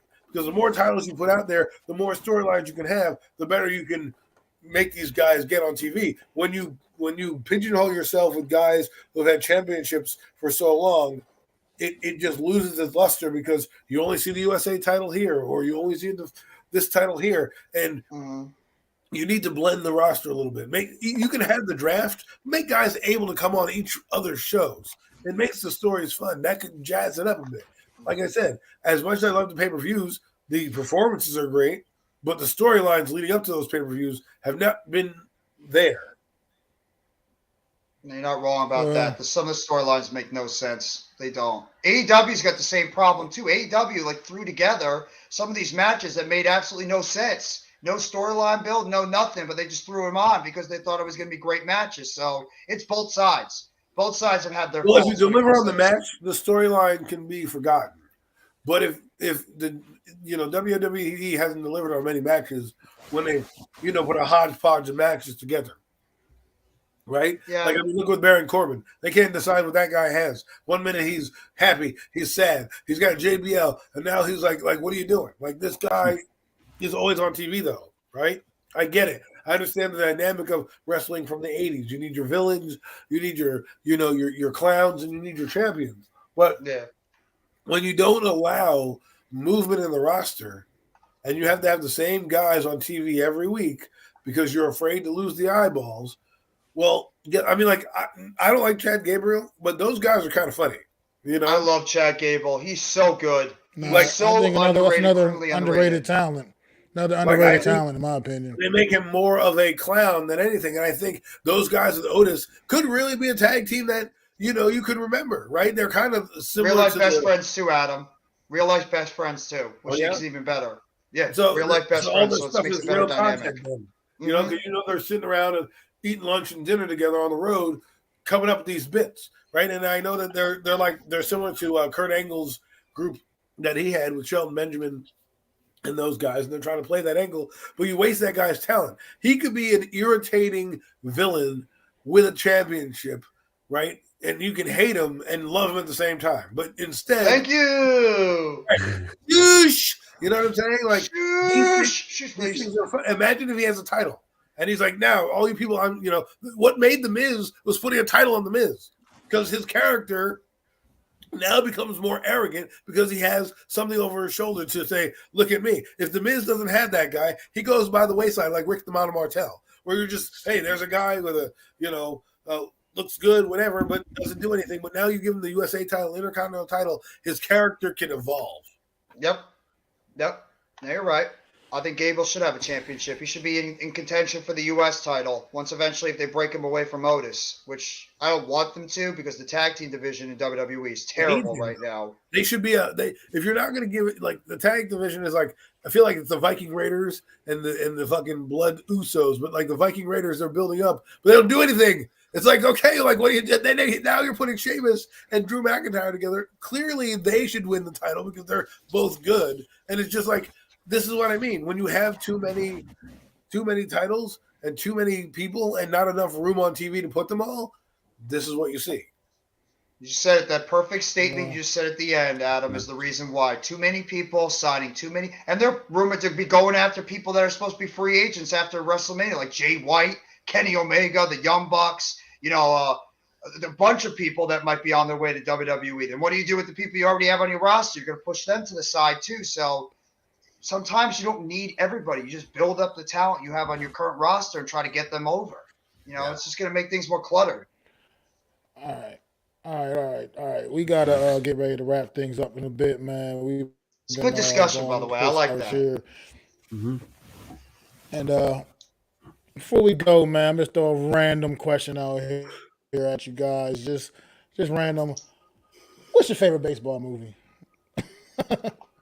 What is your favorite baseball movie? I'm not a baseball fan, but I would say this movie really represents to connects. It's just a great movie, and I remember watching it when I was real young. And I'm gonna say Hardball with Keanu Reeves. I mean, if we're counting basketball, I would say basketball is my favorite. That's a great movie. But we're not. So I would say Field of Dreams is probably the one I would go after. Actually, then I would say this one. I grew up on The Natural. Which was in the outfield was kind of good. Natural was pretty good too. Screw it. I'm gonna say Major League. I love Major League. Man, pulling out the old school. Gotta go with Major League. Come on, man. Charlie Sheen, Robert Willie Mays Hayes. Hitting the fucking home run. I didn't even think I watched that much baseball movies. Oh, I want to say the Anybody that Sandlot. knows me, I'm going to say the Sandlot. It's another good one. I love the Sandlot. anybody that knows me knows that my favorite baseball movie is absolutely Major League. And Sandlot is actually a close second for me. I love both of those flicks. I love both of those flicks, man. But Major League, man, I just love everything about that movie. Bob Uecker calling the games, man, out So there, funny. man. Just the hilarious, just the way when they I were need to so go back and watch bad. Major League. He was It's in been a there, up while. in the booth getting drunk, not giving a shit. I mean, it was the guys, the field guys out, the guys that was working out in the field or whatever, just talking shit on the team the entire time. They're still shitty. You know what I mean? Like that everything about Major League was awesome, man. I just love that flick, and it's just the players on the team were just the characters that some of those guys were, man. So Pedro that's my favorite. Serrano. Don't forget about that. Don't forget about Pedro Serrano. Yeah, that was my favorite baseball movie. I think Major Rookie of the League, Year is a man. good one too. I do. I like Rookie of the Year a lot as well too. But And Angels in the everybody, outfield. man, Yeah. you guys have any final thoughts on just anything in general you want to get off your chest real quick before we wrap things up? I just want to take the time to thank our fan base, for why you met us. We took a short hiatus and we was able to come back, and you guys was able to keep us lit in the comments. And thank you guys for taking the initiative to get the Premium Take show back up and running, because I know it's been a while. And I'm gonna pass it over to Jeff. I know he was gonna say a few words. No, I just want to say thank you guys all for coming by the Premium Take show. Well said, Zion. It's great to be able to do this. We miss doing Premium Takes. We appreciate all you guys' support, and we appreciate you guys wanting to get the show back. We've talked about getting the show back, and this is something we've had the works for a while, and we're just very happy to be able to step back up here and let the Four Horsemen ride once again after a long hiatus during the football season. So we just appreciate every single one of you guys reaching out, talking about missing the podcast, talking about how you guys want to hear the Four Horsemen talk about all sports, wrestling, UFC stuff again. So thank you all, because we wouldn't be doing this if it wasn't for you guys. Mac, Adam? Well, I'd like to say thank you to them again, because it was really the chatter that we've heard from other parties that really kind of got us going. And I also want to thank you guys for having the enthusiasm to continue to talk about it and continue to want to have this thing grow, right? Without the three of you guys, we're not doing this right now. So I just want to take a moment to say thank you to you guys. You don't always get the roses when you can actually smell them, but you guys were part of this. It's not just me. It's not just Jeff. It's not just Zion. We all collaborated and we all stepped up. It's not me taking the initiative. It was just like, hey, we need to be about it. And we talk about it every time. Every stream we're on, we pass it on. Every text we have, hey, man, Premium Takes. Hey, we're doing this. Well, you know what? Get off the couch, open the laptop, and stream. It's not that hard these days. It's not like we're going to a studio. So, I just want to say again, thank you guys. I enjoy this. I think it shows the diversity to which we want to bring a show where it's not just giant content or just basketball. It's a little bit of everything. And anybody and anyone can listen. So We'll drop hockey soon enough. Absolutely agree, man. I want to just say the same thing. Thanks to everyone, man, for tuning in. It's been a great chat, man. You guys really been holding it down. We appreciate it, showing us the love. Been sticking out with us damn near 3 hours, a few of you guys a day. And really, definitely greatly appreciate it. The Premium Takes podcast will be back in full swing each and every Sunday. Maybe not quite at this same time slot, but we'll work that out. But we will be coming back at you each and every Sunday. The Premium Takes podcast. The Four Horsemen gonna keep in that heat. Y'all believe that. Thank you, NYG Jeffy T85, Zion Zenith, Adam Costas, and y'all know I'm your boy, Mac the Giants fan, man. This has been the Premium Takes podcast. Pass!